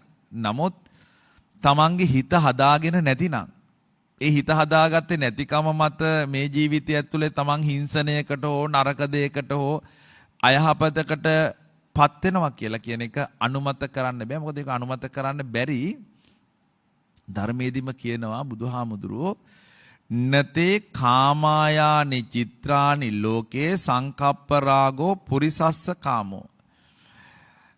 තිට්ඨාන්තේ චිත්‍රානි තතේව ලෝකේ අතෙත්ත දීරා විනයන්ති චන්දං. මේ ලෝකේ විචිත්‍රවත් දේවල් තියෙනවා. මොකද්ද විචිත්‍රවත් කියලා කියන්නේ? දැන් පින්නතුනේ එකකට එකක් වෙනස්. දැන් මේ මල් පොකුරේ විවිධ පාට මල් තියෙනවා. එතකොට එකම පාට මලක් තියෙනවටත් වඩා එකම හැඩයක මලක් තියෙනවටත් වඩා විවිධ හැඩ විවිධ පාට තියෙනකොට එතන විචිත්‍රත්වයක් තියෙනවා. සමාජය ගත්තාම එක්කෙනෙකුට එක්කෙනෙක් වෙනස්. මේ දැහැත් වට්ටිය ගත්තාම මේ දැහැත් වට්ටියේ පින්නතුනේ විචිත්‍රත්වයක් තියෙනවනේ. බුලත් කොළ ටික තියලා තියෙනවා. අවශ්‍ය අනිත් දේවල් ටික පිළිවෙලකට මේකේ හදලා තියෙනවා. මේක විචිත්‍රයි. ලෝකේ ඕන තරම් විචිත්‍රවත් දේවල් තියෙනවා. නමුත් විචිත්‍රවත් දේ කියන්නේ කාමය නෙමෙයි. විචිත්‍රවත් දේ කියන්නේ කාමය නෙමෙයි. කාමය කියන්නේ වස්තුව තුල තියෙන දෙයක් නෙමෙයි. තමන්ගේ හිත තුල සංකප්ප රාගෝ පුරිසස්ස කාමෝ. හිත පාලනය කරගන්න නොහැකි වීම මත දැන් මේක නිර්මාණ. දැන් එක ස්වාමින් වහන්සේ නමක් සංඥාවක් හවල් දෙනවා අට්ටි කියලා. උන්වහන්සේ අට්ටි. උන්වහන්සේ දානෙට ගියත් වැඩම කළත් උන්වහන්සේගේ කමටහන තමයි අට්ටි. අට්ටි අට්ටි. උන්වහන්සේ බැහැරට ගියත් උන්වහන්සේ කියන්නේ අට්ටි කියලා.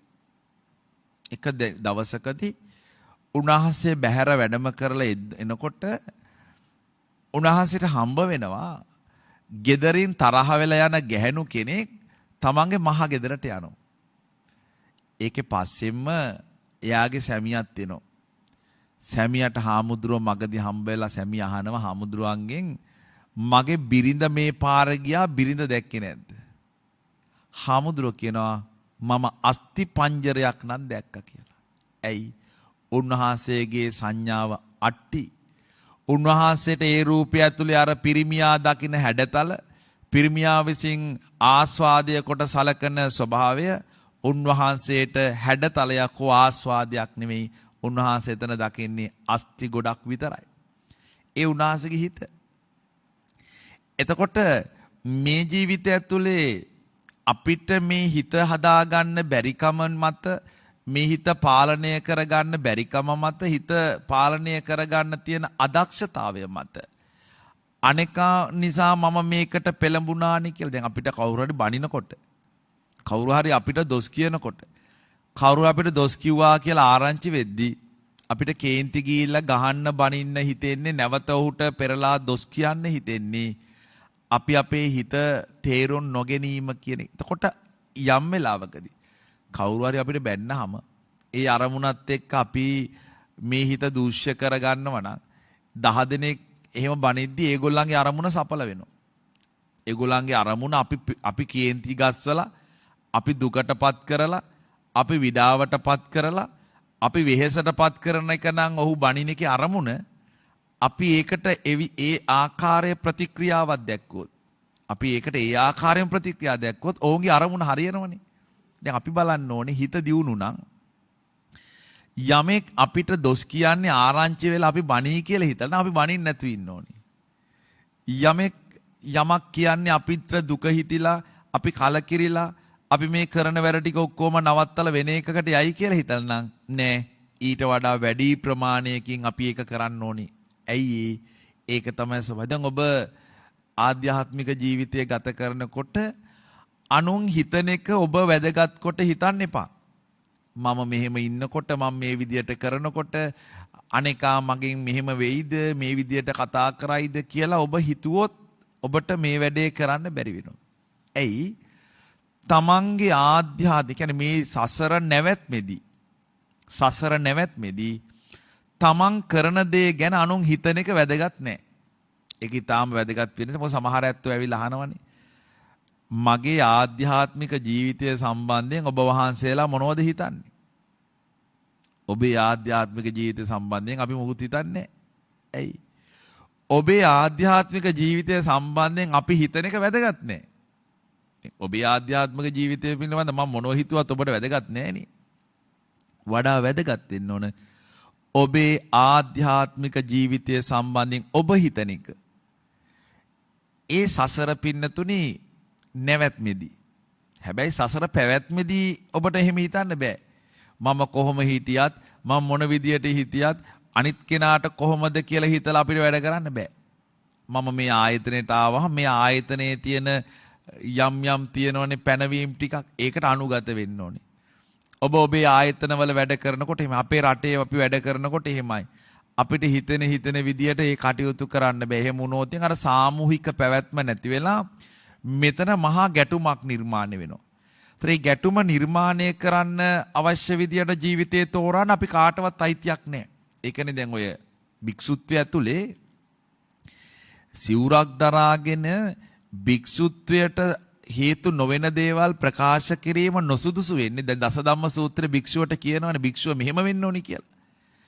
හැබැයි යමෙක්ට තුල දැනුම තියෙන්න පුළුවන්. හැබැයි දැනුම තිබුණට භික්ෂු ප්‍රතිරූපයට හානි වෙනවා නම් ඒ විනයට හානි නම් ඒ කාරණා මේක ඇතුලේ පැහැදිලි කරන්න ඒ භික්ෂුවට හෝ භික්ෂුණීට අවස්ථාවක් නැහැ. ඔබේ ආයතනවලත් එහෙමයි.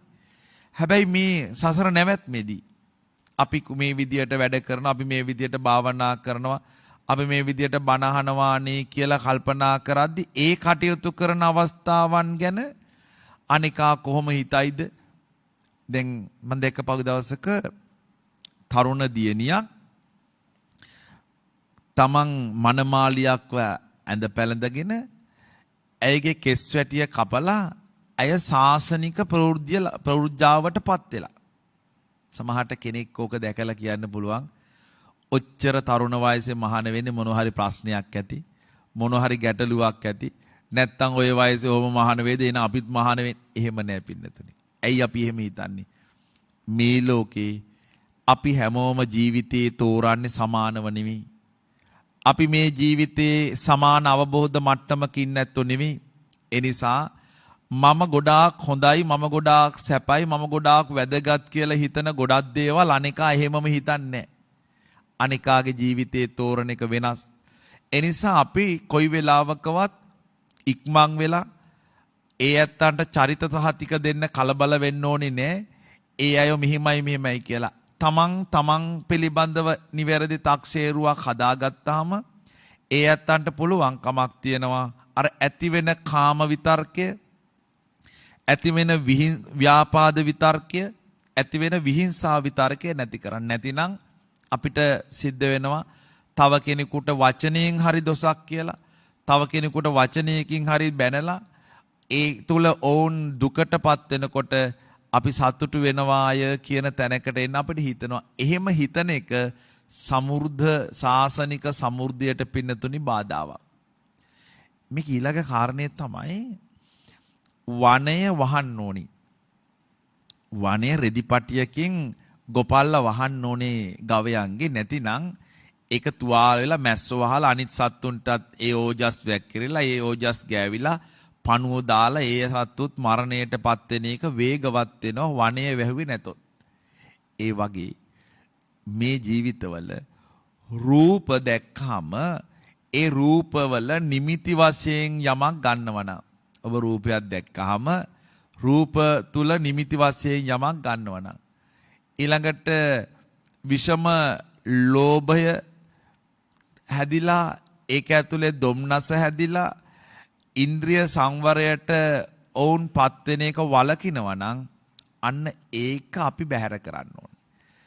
යම් කෙනෙක් මේ ජීවිතේ රූප දැකලා නිමිති වශයෙන් ගන්නවා නම්, දැන් ඒක ඊටාම හොඳ තැනක් තියෙන එක වෙලාවකදී අපේ රහතන් වහන්සේ නමක් රජතුමෙක් එක රජ කෙනෙක්ගේ මල් උයනක භාවනා යෝගී වින්නු. රජතුමා දවස් 7ක්ම සැනකෙලි කරලා දින 7 පස්සේ එතුමාට විඩාව, එතුමා ටිකක් විවේක ගනිද්දී එතුමා සතුටු කරපු නාට්‍යාංගනාව මේ හාමුදුරුවෝ ඉන්න තැනට ඇවිල්ලා බණ අහනවා. ඉතින් හාමුදුරුවෝ මේ නාට්‍යාංගනාවොත් එක්ක මේ ධර්ම සාකච්ඡාවේ නිරත වෙනවා. එතන හිටපු එක කාන්තාවක් රජතුමාට මේක කිව්වා, බලන්න ඔබතුමාගේ නාට්‍යාංගනාව ඇවිල්ලා අර හාමුදුරුවොත් එක්ක සතුටු සාමීචි යෙදෙන. ඉතින් මෙයාට කේන්ති ගියා රජතුමාට. රජතුමාට කේන්ති ගිහිල්ලා උන්වහන්සේ ළඟට ආව. උන්වහන්සේ තමන්ගේ 이르දියෙන් එතනින් බැහැර වුණා. ආයේ උයම් පල්ලට රජතුමා කියන නැවත දවසක හාමුදුරුව වැඩියොත් Tamanට කියන්න කියලා. ඒ වෙලාවේ උන්වහන්සේ නැවත දවසක මෙතන ඉන්න අවස්ථාවක රජතුමාට ආරංචිය ලැබිලා රජතුමා ඇවිල්ලා අහනවා. ඔබ වහන්සේ බලන්න මේ තරුණ කයක් මේ තරුණ වයසේ. ඉතින් මේ තරුණ වයසේ ඔබ වහන්සේට කාමය රාගය කියන ඒවා තියෙන්න ඕනේ. ඉතින් මේ කාමය රාගය තියෙන ඒවා ඔබ වහන්සේ මේ යටපත් කරගෙන කොහොමද ඉන්නේ? ඒ වෙලාවේ හාමුදුරුවෝ කියනවා මම දිත්තේ දිත්තමත්තම් භවිස්සති. යමක් දැක්කොත් දැක්කා විතරයි. ඒ ආදානග්‍රාහීව අරමුණු හැටියට අරගෙන මේක ප්‍රියයි මේක සුබයි මේක ආස්වාදයි කියලා මම යමක් තියාගෙන ඉන්නේ නෑ. මොකද මම දැක්කොත් දැක්ක විතරයි. සුතේ සුතමත්තම් භවිස්සති. මට යමක් ඇහුනොත් ඒ ඇහුණ විතරයි. ඒවට වටිනකම් දීලා ඒවට හැඩතල දාලා ඒවට ඒක වට කරලා ඒකට වටිනකම් දීලා මම මෙහිමයි කියන එකක් මා තුල නැහැ. ඒ වගේම යමක් දැනුනොත් දැනුණ විතරයි. ඒ දැනෙච්ච දේ සම්බන්ධයෙන් ඊට වඩා යමක් මා තුල නැහැ. එතකොට රජතුමා සතුටු වෙනවා. රූපයක් තියනවාය කිව්වහම දැන් අපිට මේ ලෝකේ රූප දැක්කහම ඒ රූප ආදානග්‍රාහී වරගෙන මමය මගේය කියලා වටිනකම් හද. මොකද මේ හැම තලාවකම තියෙන්නේ පින්නතුනි හිතින් දීපු වටිනකම. හැම දෙයක්ම එහෙමයි. මේ හැම තැනකම වස්තුවට තියෙන වටිනකම නෙමෙයි තියෙන්නේ හිතින් දීපු වටිනකම. මොකද එකම දේ දෙන්නෙකුට දෙවිදියකටයි වටින්නේ. එකම දේ 10 දෙනෙකුට 10 විදියටයි වටින්නේ. ඇයි? හිතින් දීපු වටිනකමක් මිස මේ වස්තුව තුල හැම වටිනකමක් නැහැ. ලෝකේ හැම දෙයක්ම එහෙමයි. අපි හිතුවොත් මේක වඩන් මේ ඇත්ත මේ ධර්මදේශනාවට හිතින් වටිනකමක් දුන්න නිසා තමයි දායකත්වයක් අරගෙන පැය දෙකක් මෙහෙම බිම වාඩිලා ඉන්නවා කියන එක පහසු නෑ. මේ දීපු වටිනකම. තව කෙනෙකුට මේ වටිනකම මේ විදියට දැනෙන්නේ නැහැ නිසා ඔහු කියනවා වැඩක් නෑනේ මොකක්ද මේක කියලා කියන පුළා. තව කෙනෙක් උපන්දිනයක් සමරද්දී සාදයක් පවත්තලා ඒක ඒ විදියට සමරන්න ඕනි කියලා ඒ ඇත්තෝ කල්පනා කරලා ඒකට අදාළ පහසුකම් හදන්නේ හිතින් දීපු වටිනකම. දැන් අපිට ඒක සමහරලාවට එහෙම එකක් නෑ මොන નિરර්ථක වැඩක්ද කියලා හිතෙනවා. ඒ හිතෙන්නේ අපි ඒ හිතින් දීපු වටිනකම. මේ ලෝකේ හැම තැනකමත් වෙන්නතුනේ මේ හිතින් දීපු වටිනකම. දැන් ඇත්තටම දැන් මම මේ ඇත්තන්ගෙන් ඇහුවොත් මෙන්න මේ බුලත් කොළය මොන පාටද කියලා ඔබ කිසිත් පැකිලීමක් නැතුව කියනවා මේක හමුදුරනේ කොළ පාටයි කියලා. අවුරුදු 1ක 2ක දරුවෙක්ගෙන් මං ඇහුවොත් මේ බුලත් කොළය මොන පාටද කියලා. ඒ දරුවා කියන්නේ. ඒතර මං ඔබෙන් අහනවා ඇත්තටම පාට තියෙන්නේ බුලත් කොළේද අපේ හිතේද? පාට තියෙන්නේ අපේ හිතේ. අපේ හිතේ තියෙන පාට තමයි මේ කොලේ කියලා අපි කියන්නේ. නැතුව කොලේ තියෙන පාට නෙමෙයි හිතේයි මේ පාට. නිසා හිතෙන් දීපු වටිනකම. රූපයටත් එහෙමයි පින්නතුනි. දැන් ඒකනේ සමහර රූප කලකදී වටින වෙලා සමහර කලකදී වටින්නේ නැති වෙන්නේ. අපි දීපු වටිනකම ඉවත් කළා. පුංචි කාලේ පුංචි දරුවෙකුට වටින දේවල් මැදි වයසේ දරුවෙකුට වටින්නේ නැහැ. මැදි වයසේ දරුවෙක් සමහරට වටිනවා කියලා හිතපුවා අවසාන භාගයට ආපු කෙනෙකුට වටින්නේ අවසාන භාගයේ කෙනෙක් වටිනවා කියලා හිතන ඒවා මැදි වයසයි වටින්නේ. ඒකනේ අපි අතර ගැටුම් තියෙන්නේ. එක ගෙදරක සමහරලාවට රූපවාහිනී යන්ත්‍රයේ ආච්චි හිතනවා මම බණ අහන එක වටිනවා කියලා. තරුණ දරුවෙක් හිතනවා නෑ මම දැන් මේ ක්‍රීඩාව බලන එක වටිනවා කියලා. පුංචි දරුවෙක් හිතනවා නෑ මේ වෙලාවේ මම කාටුන් එක බලනවා. එතකොට අර ගෙදර තියෙන අර නාලිකා එහෙට මෙහෙට මාරු කරන්න ගියාම ගැටුමක් තියෙනවා. ඇයි? ඒ ඇත්ත වටිනකම් දීලා තියෙන්නේ සමානව නෙමෙයි. එතකොට රූපය නිමිති වශයෙන් ගත්තොත්, ශබ්දය නිමිති වශයෙන් ගත්තොත්, ගන්ධය නිමිති වශයෙන් ගත්තොත් ඒක ඇතුලේ පින්නතුනි දුම්නසක්මයි තියෙන්නේ අවසානයේ. අවසානයේ තියෙන්නේ දුම්නස. එතකොට අවසානයේ දුම්නසක් වෙද්දී ඒක ඇතුලේ ඉන්ද්‍රිය සංවරයක් කියන එකක් නිර්මාණය වෙන්නේ නැහැ. දැන් අපි හිතනකො දැන් සමහර ඇත්තෝ කියනවා මම භාවනා කරනවාය. භාවනා පන්ති වලට යනවාය. භාවනා කිරීම මම දවසට පැය ගාණක් කරනවායි කියලා. ඒක හොඳයි. හැබැයි ඔබ භාවනා කරනවා කියලා කිව්වට මදි. ඔබ භාවනා කිරීම ඇතුලේ ඔබේ ඉන්ද්‍රිය සංවරය හැදිලා තියෙන්න ඕනේ. ඔබ භාවනා කිරීම ඇතුලේ ඔබේ ඉන්ද්‍රිය සංවරය හැදිලා නැත්තම් ඔබ භාවනා කරනවා කියවට වැඩක් නැහැ. ඇයි? ඔබට රසවත් කෑමක් දකිද්දී ඒ රසවත් කෑම පිළිබඳව පාලනයක් හදාගෙන ඒක නොකා ඉන්න පුළුවන් නම් ඔබ හිත හදලා තියෙන්නේ.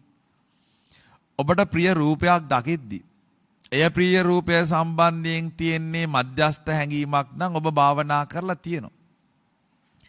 ඔබට අභියෝගාත්මක වෙලාවකදී කවුරු හරි තර්ජනය කරනකොට ගහන්න එනකොට බනින්න එනකොට ඔබ හැසිරෙන විදියත් එක්ක තමයි පින්නතුනි ඔබ භාවනා කළ හිත හැදුනද නැද්ද කියලා තීන්දුව කරන්නේ. දැන් ගොඩක් ඇත්තෝ එය හරයක් කොට සලකන්නේ නැතුව සමහර වෙලාවට මම අහවල් භාවනා පන්තියට යනවා අහවල් අභිධර්මයට පන්තියට යනවා කියලා ඒක ඇතුළෙත් මාන්නයක් හදාගන්නවා. කොට මම භාවනා කළා කියන එක පේන්න ඕන මගේ හැසිරීමෙන්. දැන් මේ වගේ වෙලාවදී ඔබේ හැසිරීමේ ප්‍රශ්නයක් නැහැ. නමුත් මේ වගේ වෙලාවකදී නෙමෙයි ඔබේ හැසිරීම බලන්න ඕනේ. අභියෝගාත්මක වෙලාවකදී ඔබ කොහොමද හැසිරෙන්නේ? ඒතර අපේ ආච්චි අම්මා හැමදාම සිල් ගත්තත් ආච්චි අම්මා ගෙදර හැසිරෙන විදිය, ආච්චි අම්මා මේ ධර්මීය ජීවිතේ ලං කරගත්ත විදිය, ධර්මයට තමන්ගේ ජීවිතයේ පණපවපු විදියත් එක්ක තමයි බලන්න ඕනේ හිත හැදිලා දෙන. එතකොට අපිට පින් කරන්න පුළුවන්. පින් කරන්න පුළුවන්. හැබැයි අපිට ධර්මයේ යෙදෙන්න අමාරුයි. අන්න පින් කරනවා වගේම ධර්මයේ යෙදෙන්න ඕනේ. ඒ ධර්මයේ යෙදීම ඇතුලේ තමයි මේ කියන අපි බලාපොරොත්තු වෙන ලාභයක් නම් ලබන්න පුළුවන්කම තියෙන. එහෙම නැත්නම් ඒක පිනතුනේ ලැබෙන්නේ නැහැ. ශබ්දත් එහෙමයි. ශබ්දත් එහෙමයි. ඊළඟට සුවඳත් එහෙමයි පින්නතුනි. ස්පර්ශයත් එහෙමයි. හැම දෙයක්ම අපි නිමිති වශයෙන් ගත්තොත්, ඒ අරමුණු හැටියට ගත්තොත්, ඒ ගැනීම මත තියෙන්නේ අලාභයක්. ඒක ඇතුලේ දුම්නසක් තියෙන්නේ ඉන්ද්‍රිය සංවරයට බාධාවක්. ඊළඟට පින්නත දුමාලනවා කියන එක. මෙන් හරක්ට ගව පට්ටියක මැස්සු මදුරුව ඇවිල්ලා ගවයන්ට දෂ්ට කරන නිසා ගවයෝ ඒකෙන් හානියටපත් වෙන නිසා ගව පල්ලා ගොපල්ලා දුම් අල්ලනවා. එතකොට දුම් අල්ලන්නේ නැති වුණොත් ගව පිරිස පීඩාවටපත් වෙනවා. ඒ වගේ මේ ධර්මය විශේෂයෙන්ම මෙතනදී භික්ෂූන් වහන්සේටත් ගිහියන්ටත් කියනවා අපි ධර්මය ඇහුවහම ඒ ධර්මය තුල නිවැරදිව හඳුනාගත්ත කාරණය නිවැරදිව අනේකාට sannivedanaya කරන්න ඕනේ. ඔබ ධර්මය ඇහුවහම ඔබට වාසි ටික විතරක් කියලා අවාසි ටික සංගවනවා කියන නොකර ඉන්න ඕනේ. අපි ගොඩක් වෙලාවට හිත කැමති වෙන්නේ දැන් බණක් වුණත් සමහර ඇත්තෝ කැමති වෙන්නේ තමන්ව ගැන කියලා අපි හොඳයි හාමුදුරුව අපිත් හිනස්සලා හාමුදුරුවොත් හිනා වුණානේ කියන තැනක තමයි ඇතැම් විට අපි බණ හොඳයි කියලා කියන්නේ. ඒක එහෙම නෙවෙයි පින්නතුනි. බණ කියලා කියන්නේ මේ ලෝකේ යථාර්ථයේ විදියට ගැඹුරු ස්වභාවයකින් පැහැදිලි කරන්න ඕන නැත්නම් අපිට ඔක්කොම සරලව වෙනවා. ඒකත් කළා මේකත් කළා මම මෙහෙම කළා සමහර ඇත්තෝ කියන්නේ මම සිරීපාදේ 7 වතාවක් ගියා. ගිහිල්ලා 7 වතාවක්ම ගන්ටාරේ ගැහුවා. මම දඹදිව ගිහිල්ලා තිනු 8 වතාවක්. එතකොට මම කටින සිවුරු මෙච්චර පූජා කරලා තියෙනවා. මම මෙච්චර කප්රුක් පූජා කරලා තියෙනවා. ඉතින් ඒ ඇත්තෝ හිතනවා දැන් හරි කියලා. ඇයි? අපි මතු පිටින් ඒ ඇත්තෝ යොමු කරලා තියෙන්නේ ඒ දේවල් වලට. මොකද ඒ ඇත්තෝ හිතනවා ඒක තමයි හොඳ කියලා. ඊළඟට සමහර වෙලාවට ඒ කරන ක්‍රියාව ඇතුලේ ඔවුන්ට සමාජ ගෞරවයක් තියෙනවා. සමාජ පිළිගැනීමකුත් තියෙනවා. මේකත් එක්ක ඒගොල්ලෝ මාන්නෙකුත් හදාගන්න. අවසානයේ ආර්ය ස්වභාවය ඇතුලේ නැති කරන්න ඕන සියලු ගුණයන් තියෙද්දී නැති කරන්න ඕන සියලු දේවල් ඇති කරගෙන මේ නැති කරන්න ඕන දේවල් එහෙමම තියලා එයා ජීවිතයෙන් සමුගන්න.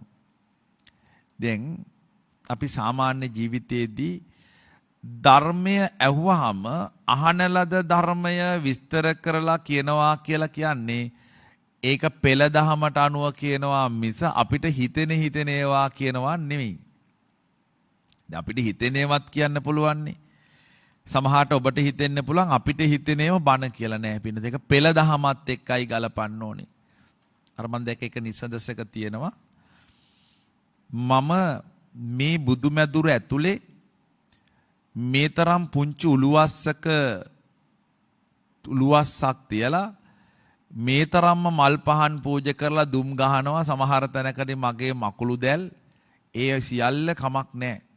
මේ කියන්නේ මේ නිසඳසක නිර්මාණ කරුවෙක් කියනවා බුදුහාමුදුර කතා කරන විදියට. හැබැයි මට ඉවසන්න බැරි එකම දේ තමයි මේ මකුණු දැල් බැඳපු එකත් ඉවසන්න පුළුවන්. දායක උපාසකම්මල වැඩි ශ්‍රද්ධාවට පහන් ටික ගෙනල්ලා බුදු පිළිම ළඟම පත්තු කරන එකත් මට ඉවසන්න පුළුවන්. මේ දුම් ගහනවා වගේ මහා හඳුන්කුරු ගොඩක් ගෙනල්ලා පත්තු කරන එකත් ඉවසන්න පුළුවන්. හැබැයි මං කිව්වා කියලා එළියේ කියන බොරු ටික මට ඉවසන්න බෑ. ඇයි? උන්වහන්සේ දේශනා කළා කියලා ඒ නිවැරදි මාර්ගයෙන් නොවි ඒ මාර්ගයට පරිබාහිරව මේ ජීවිතවල යමක් කියනවා කියන එක හොඳ නෑ. මොකද දුම්මල්ුවේ නැති වුනාම ගවරැල හෙන්නත් වෙනවා. ඒ වගේම මේ ශාසනය ඉක්මනට පිරිහෙන්න පුළුවන්. අහන ලද දේ අපි විසින් අවබෝධ කරගන්න දේ ඒ ඇති විස්තර වශයෙන් කීම තමයි වඩා වැදගත්. ඊළඟ තමයි පින්නතුනේ තොටුපළ නොදැන ගන්නකම. දැන් තොටුපළ දැනගන්න ඕනනේ. තොටුපළ දැනගත්තේ නැතිවම ගව පිරිස පිරිහෙනවා. ඒ වගේ ඇසූපිරු තැන් ඒ වගේම ඇසූපිරු ඇත්තන් ළඟට ගිහිල්ලා අපිට අවවාද අනුශාසනා ගන්න ඕනි. මේ ජීවිතවල දැන් භාවනා කරන ඇත්ත උනත් හිතෙන විදියට කමටහන් තෝරන්නේ නැහැ. තමන්ගේ චරිත ස්වභාවයත් බලලා කමටහන් තෝරනවා. අපි හිතමුකෝ සමතේ කමටහන් 40ක් තියෙනවා කියලා. ඒ 40ම අවශ්‍ය නැහැ. තමන්ට තමයි එක කමටහනක් ප්‍රමාණවත්. පාමසියක බෙහෙත් 100ක් තිබ්බොත් 100ම අරගෙන බොන්නේ නැහැ නේ. අපේ ලෙඩේට අදාළවනේ අපි බෙහෙත් ගන්නෙ. කමටහනොත් එමෙ නිසාර සතිපතා නම් ලකුණු කරන විදියට ගිහිල්ලා නෙමෙයි. තමන්ගේ ස්වභාවයත් එක්ක බලලා නිවැරදි කමටහන් ලබලා දෙන කමඨාචාර්යයන් වහන්සේලාගෙන් ඒ කමටහන් අරගෙන තමයි භාවනාවට වාඩි වෙන්න ඕනේ. භාවනා කරන්න ඕනේ. අර හිත චිත සමාධිය හදාගන්න තියෙන භාවනා ගැටලුවක් නැහැ. නමුත් විදර්ශනා පැත්තට යනකොට ඒ භාවනාවට යන්න ඕනේ හිමයි. ඒ වගේම ඒ ධර්මයට ජීව ගුණයක් තියෙන්න ඕනේ. දැන් කියන්න පුළුවන් පොතක් බලලා අපිට යමක් ඉගෙනගෙන කියන්න පුළුවන්. හැබැයි යමක් ඉගෙනගෙන කියන රංගපාන ස්වභාවය නෙවෙයි. ඒ කියන හැම දෙයකම ජීව ගුණයක් තියෙන්න ඕනේ. දැන් ඔබ යමක් කාට හරි කියද්දී ඔබ තුල ඒ ජීව ගුණය තියෙනවා. ඔබට නැති දෙයක් තව කෙනෙකුට දෙන්න බෑ.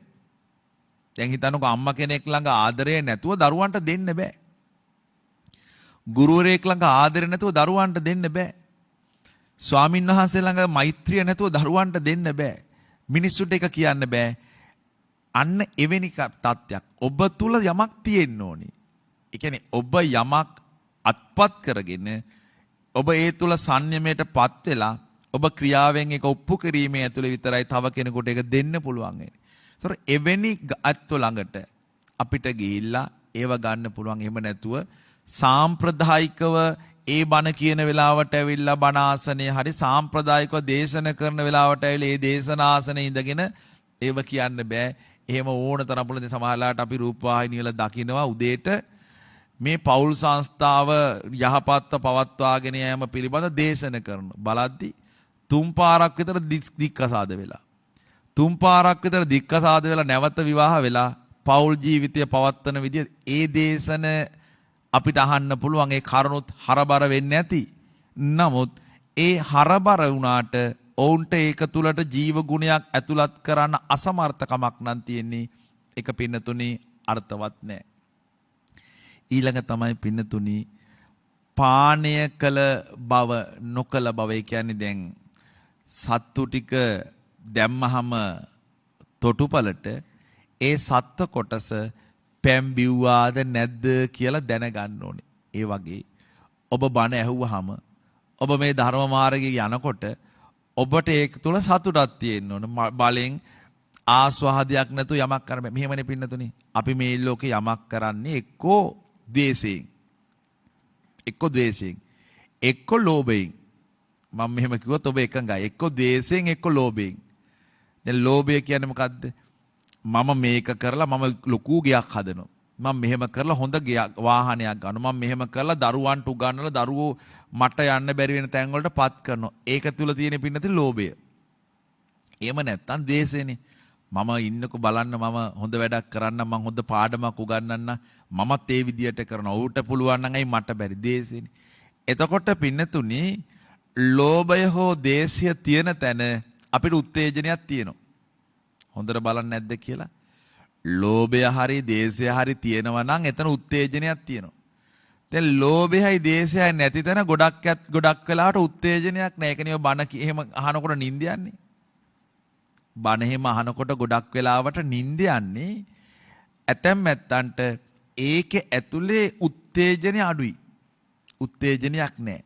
ඔහේ ඉතින් අහන්නම් වාලේ අහනවා, එන්නම් වාලේ එනවා, වාඩි වෙන්නම් වාඩි වෙනවා.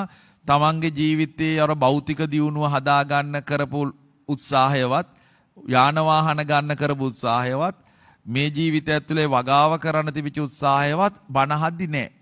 ඒ නැති වෙන්නේ එතන පින්නතුනේ ලෝභයකුත් නැහැ. එතන දේශයකුත් නැහැ. එතන එතකොට උත්තේජනයක් නැති වෙනවා. එතකොට නිෂ්ක්‍රීය වෙනවා. ඒ වගේ වෙලාවකදී ධර්මය තුල කරන්න පුළුවන් ප්‍රධානම කාරණය තමයි ඒ උත්තේජනය නම් අන්න මේ ධර්මය අහලා අපි ප්‍රමුදිත වෙන්න ඕනි. අපිට මේකේ සතුටක් තියෙන්න ඕනි. ඒ වගේම අපි නොලබපු දේවල් මේ ජීවිතය ඇතුලේ ධර්මයෙන් ලබන්න ඕනි කියලා හැඟීමක් තියෙනවා. ඒ හැඟීමෙන් හිටියොත් අන්න ඒක මේ සාසනික සමෘද්ධියට හේතුවක්. ඒක නැති වෙච්ච තැන සාම්ප්‍රදායිකව නම් අපි ඒකට එළඹිලා තියෙන්නේ. කොයි වෙලාවෙ මේක ඉවර වෙයිද කියලා නම් ඔරලෝසුව බලන්නේ. අන්න ඒක අර ප්‍රමුදිත බව නැති වෙන්න පින්නතුනි හේතුවක්. ඊළඟට මේකේ 8 වෙනි කාරණේ යා යුතු මඟ. ඒක මම මේ අත්තන්ට අමුතුවෙන් කියන්න ඕනේ නැහැ. නිවන් මාර්ගය ආර්ය අෂ්ටාංගික මාර්ගය තමයි යා යුතු මඟ. ඒක තමයි අපි කියන්නේ මධ්‍යම ප්‍රතිපදාව කියලා. ඒ වගේම සතර සතිපට්ඨානෙ. දැන් ගොදුරු තැන් කියන්නේ සතර සතිපට්ඨානෙ. සතර සතිපට්ඨානෙ කියන්නේ පින්නතනේ සිහිය. සිහිය පිහිටවනවා. කායානුපස්සන, වේදනානුපස්සන, චිත්තානුපස්සන, ධම්මානුපස්සන. ඒකට අපි කියනවා පිය උරුමය කියලා. ගෝචර සීමාව කියලා. පිය උරුමය, ගෝචර සීමාව අපි දැනගන්න ඕනේ. හිතේ ආරක්ෂකයා මේ සතිය කියන්නේ මේ දැන් මේ මොහොතේ මේ ඔබ මේ ඉන්නේ සතිය. එක්කෝ අතීතේ නම් එක්කෝ අනාගතේ නම් අපිට සතිය නැහැ. ගොඩක් වෙලාවට අපි ඉන්නේ සතිය නැතුව. මොකද අතීතය ගැන හිතනවා, ආපු නැති අනාගතය ගැන හිතනවා, වර්තමාන ජීවත් වෙන්නේ නැහැ. ඒතර වර්තමානයේ මේ මොහොතේ නම් අපි ජීවත් වෙන්නේ අන්න එතන පින්නතුනේ සතිය තියෙනවා. ඊළඟට ඉතිරි නොකර කිරි දෝනේ කියන්නේ දැන් භික්ෂුවට නම් ලැබෙන සිව්පසය පිළිබඳව අල්පේච්ඡ වෙන්න ඕනේ. ඔබත් එහෙමයි. ඔබේ ජීවිතවල ලැබෙන සිව්පසය සම්බන්ධයෙන් ලැබෙන දේ සම්බන්ධයෙන් මහිච්ඡතාවයට නොයන්න ඕනේ. උවමනාවන් සන්තරපණේ විය යුතුයි. හැබැයි අර දැඩි ආසාවන් මහිච්ඡතාවය තුල කටයුතු කරන්න ගියාම ධර්මය තුලත් සමහරට අපි හිතනවා නෑ නෑ මට මේ දේ කියලා භෞතිකයට යන වැඩි. එතකොට ඒක සාසනික සමෘද්ධියට පින්නතුනි බාධාවක්. මේකේ අවසාන කාරණය වැඩිහිටියන්ට සලකනවා කියන්නේ වැඩිහිටි ගවයන් රකින්නවා කියන එක සාසනෙත් එහෙමයි.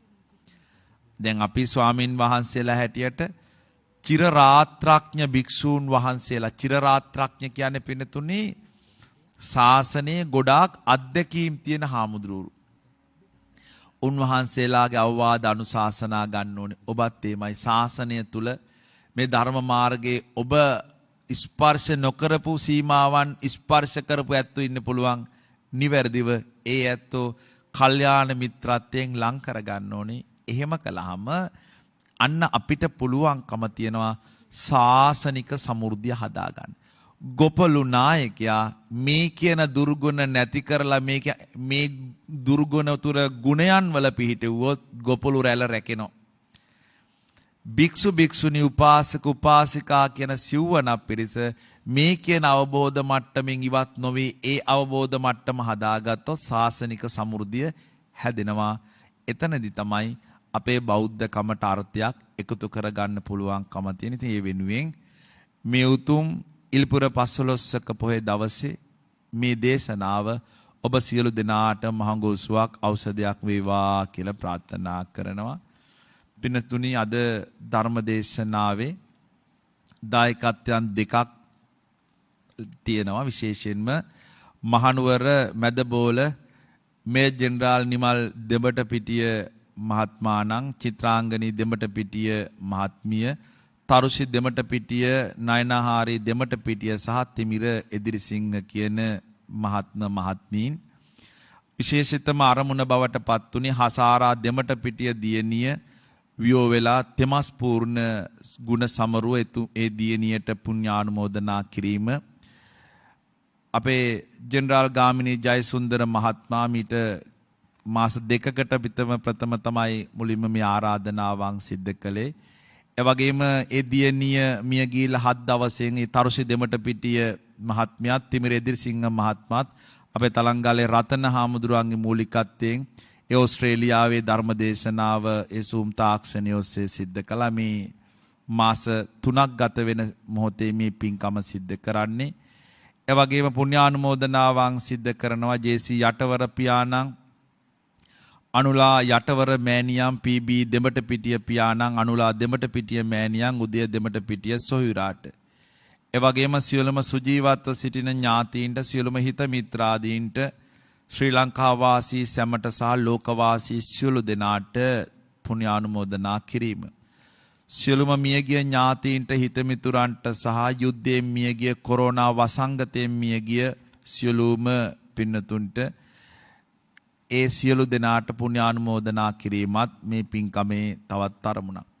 ඒ වගේම තව සුවිශේෂී අරමුණක් වජිර අබේපිටිය මහත්මිය, ඒ වගේම දොස්තර සිතිර අබේපිටිය පුතුණුවන්, අපි රටක් දන්න විනිසුරු සරත් අබේපිටිය මහත්මයා ඉතාමත්ම සාධාරණව තමන්ගේ නීතිය තුල කටයුතු කරන්නට යෙදුණා. නමුත් ඒ කුරිරු ආකාරයෙන් මීට වසර 17කට ප්‍රථම එතුමා මී යන්නේ.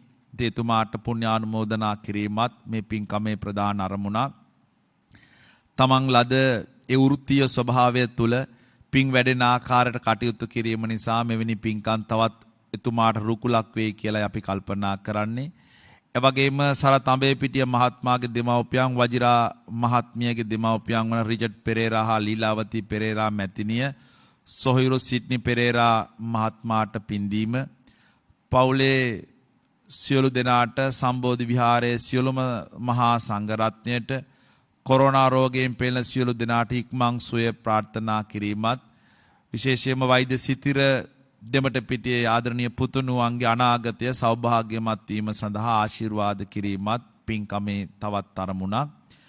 විශේෂ පුණ්‍යානුමෝදනාව ශ්‍රී සම්බෝධි මහා විහාරාධිපතිව වැඩවිසූ බෞද්ධ මාධ්‍ය ජාලයේ නිර්මාතෘවර බෝධිසත්ව ගුණෝපේත සම්බුද්ධ ශාසන විශ්වකීර්ති ශ්‍රී සද්ධර්ම විභූෂණ පරම පූජනීය දරණාගම ශ්‍රී කුසලදම මහා ස්වාමීන්ද්‍රයන් වහන්සේට පින් අනුමෝදන් කිරීම, අපත් වී වදාළ සියලු මහා සංඝරත්නයට පින් අනුමෝදන් කිරීම, රට ජාතිය වෙනුවෙන් දීපිදූ සියලුම රණවිරුවන්ට පුණ්‍යානුමෝදනා කිරීමත් මේ පින්කමේ තවත් අරමුණක්. ඒ සියලු ඇත්තන්ගේ බලාපොරොත්තු අරමුණු වගේම ධර්ම ශ්‍රවණය කළ ලංකාවාසී ලෝකවාසී පින්වත් හැම කෙනෙකු නමින්ම මියගිය සියලු ඥාතීන් මේ පින් අනුමෝදන් වෙත්වා. ඔවුන්ගේද සාංසාරික ජීවිත සුවපත් වේවා කියලා අපි ආශිර්වාදයන් ප්‍රාර්ථනාවන් සිද්ධ කරනවා. ඒ වගේම දෙවියෝ මේ පින් අනුමෝදන් වෙත්වා. දෙවියන්ගේ දිවිසුරු වඩා වර්ධනය කර ගනිත්වා. දෙවියෝද පතන බෝධියකින් උතුම් නිවන් සම්පත් ලබා ගනිත්වා කියලා සාදු කියන අවසාන වශයෙන් අපි බොහොම සතුටු වෙනවා. විශේෂයෙන්ම අද දායකත්වයන් දෙකම ලැබපු පින්නතු මේ රටට ජාතියට ණය නැති ඇත්තෝ, ඒ තමන්ගේ ශේෂ්ත්‍රවලට ණය නොවිච්ච ඇත්තෝ, ඒ සියලු දෙනාටත් ඒ ආශිර්වාදය ආකාරයෙන් මිට වේවා. සම්බෝධි වර්තමාන විහාරාධිපති අපි බොරලන්දී වජිරඥාන පඬිත හාමුදුරන් වහන්සේ ඇතුළු විහාරවාසී මහා සංඝරත්නයටත්, එවැගේම ලංකාවාසී ලෝකවාසී සියලුම මහා සංඝරත්නයටත්, සියලුම ඇත්තන්ටත් මේ උතුම් ආශිර්වාදය එක හා සමානව ලැබේවා. සියලුම මාරක බාධක අයහපත් තත්ත්වයන් වලින් අත් මිදිලා අපි හැම කෙනෙකුටම යහපත්ව කටයුතු කරන්නටත්, මේ උතුම් පින්කම් මේ ආකාරයෙන් සිද්ධ කරන්න මුළු සමස්ත ලෝකයටම යහපතම උදා වේවා. දෙවියෝ මේ පින් අනුමෝදන් වෙත්වා. මියගිය සැමටත් දෙවියන්ටත් අපි ඔබ හැමටත් දෙව් මිනිස් සැප කෙලවර උතුම් නිවන් සම්පත් ලබා ගැනීම සඳහාම මේ පින් හේතු වාසනා වේවා. පාරමිතාවක්ම වේවා කියලා සාදු කියමු. ආකාසට්ඨා ච බුම්මට්ඨා දේවා නාග මහිද්దికා පුඤ්ඤන්තං අනුමෝදිත්වා චිරන් රක්칸තු ලෝක සාසනං. ආකාසට්ඨා ච බුම්මට්ඨා දේවා නාග මහිද්దికා පුඤ්ඤන්තං අනුමෝදිත්වා චිරන් රක්칸තු ලෝක සාසනං. ආකාසට්ඨා ච බුම්මට්ඨා දේවා නාග මහිද්దికා පුඤ්ඤන්තං අනුමෝදිත්වා චිරන් රක්ඛන්තු ලෝක සාසනං. සාදු සාදු සාදු. පින්වත්නි, අද උතුම් ඉල් පුරපසළොස්වක පොහෝ දින බෞද්ධ රූපවාහිනිය එහා සමගාමීව බෞද්ධ කුමන් මෙතුලිය සුපින්වත් ඔබ වෙනුවෙන් සංනිවේදනය කළ පුරා දෙහෝරාවක සද්ධර්මානුශාසනාව මේ ආකාරයෙන් නිමාවට පත්වන මේ මොහොතේදී මාරාධනා කරනවා දේශනාවට දායකත්වය ලබා දී කටයුතු කළ ඒ පින්වත් දෙපිරිසටම ගෞරවනීය ස්වාමින් වහන්සේ වෙනුවෙන් පිළියෙල කර පරිස්කාරයන් දැන් පූජා කරන්නට. සදහැමතුනි, අද උතුම් ඉල්පුර පසළොස්වක පොහෝ දින බෞද්ධ රූපවාහිනිය ඒ වගේම බෞද්ධ කුමන් මෙතුලිය සුපින්වත් ඔබ වෙනුවෙන් සංනිවේදනය කළ මේ උතුම් දේශනාව ඔබ අප හැමදෙනා වෙත මහත් වූ මෙත් සිතින් පවත්වාවදාලේ කොළොන්නාව පුරාණ විහාර වාසී කොළඹ මහානාම විද්‍යාලීය ධර්මාචාර්ය පූජනීය අවසරයි සේමලාගොඩ ධම්මින්ද පින්වත් ස්වාමින් වහන්සේ. ගෞරවනීය ස්වාමින් වහන්සේට තවත් චිරාත් කාලයක් නිදුකින් නිරෝගීව වැඩ සිටමින් මෙවැනි ලෝක ශාස්ත්‍රනික මෙහෙවරයන්හි නිරත වන්නට ශක්තිය ධෛර්යය නිදුක් නිරෝගී චිරජීවන සම්පත්තිය සැලසේවා. පින්වත් ස්වාමින් වහන්සේත් ප්‍රාර්ථනීය බෝධියකින් උතුම් වූ නිර්වාණ අවබෝධයේ පිණසම මේ සීල කුසල් දහම් එකසේම හේතු වාසනා වේවා. සාදු සාදු සාදු. පින්වත්නි, අද මේ උතුම් වූ දේශනාව වෙනුවෙන් පුණ්‍යවන්ත වූ දායකත්වය ලබා දී කටයුතු කළා සරණපාර කොළඹ පදිංචි වජිරා අබේපෙටිය මහත්මිය, වෛද්‍ය සිතර අබේපෙටිය මහතා ඇතුළු ඒ පවුලේ පින්වත් පිරිස වගේම මහනුවර පදිංචි මේජර් ජෙනරාල් නිමල් දෙමටපිටිය, චිත්‍රාංගනී දෙමටපිටිය, තරුෂී දෙමටපිටිය, නයනහාර දෙමටපිටිය, තමීර එදිරිසිංහ යන ඒ පින්වතුන් පින්වතියන් විසින් ඒ හැමදෙනාටත් තෙරුවන් සරණ ප්‍රාර්ථනා කරමින් බෞද්ධ නාලිකාවෙන් සදහම් ඇසූ පින්වත් ඔබ හැමදෙනාටමත් තුනුරුවන් සරණ ප්‍රාර්ථනා කරමින් අපි කෙටි විරාමයක් වෙත ප්‍රධාන පාලක මැදිරියේ සමගින් සම්බන්ධ වෙනවා. ඔබ හැමදෙනාටම තෙරුවන් සරණින් සීල යහපතම උදා වේවා. මෙත් බෝසතුන් විවරණ ලැබූ උතුම් දින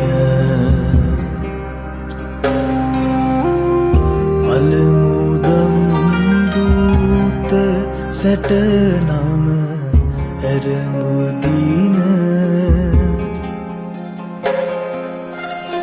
සැරියුත් නාරී හතුන් පිරිනිවනට වැඩිය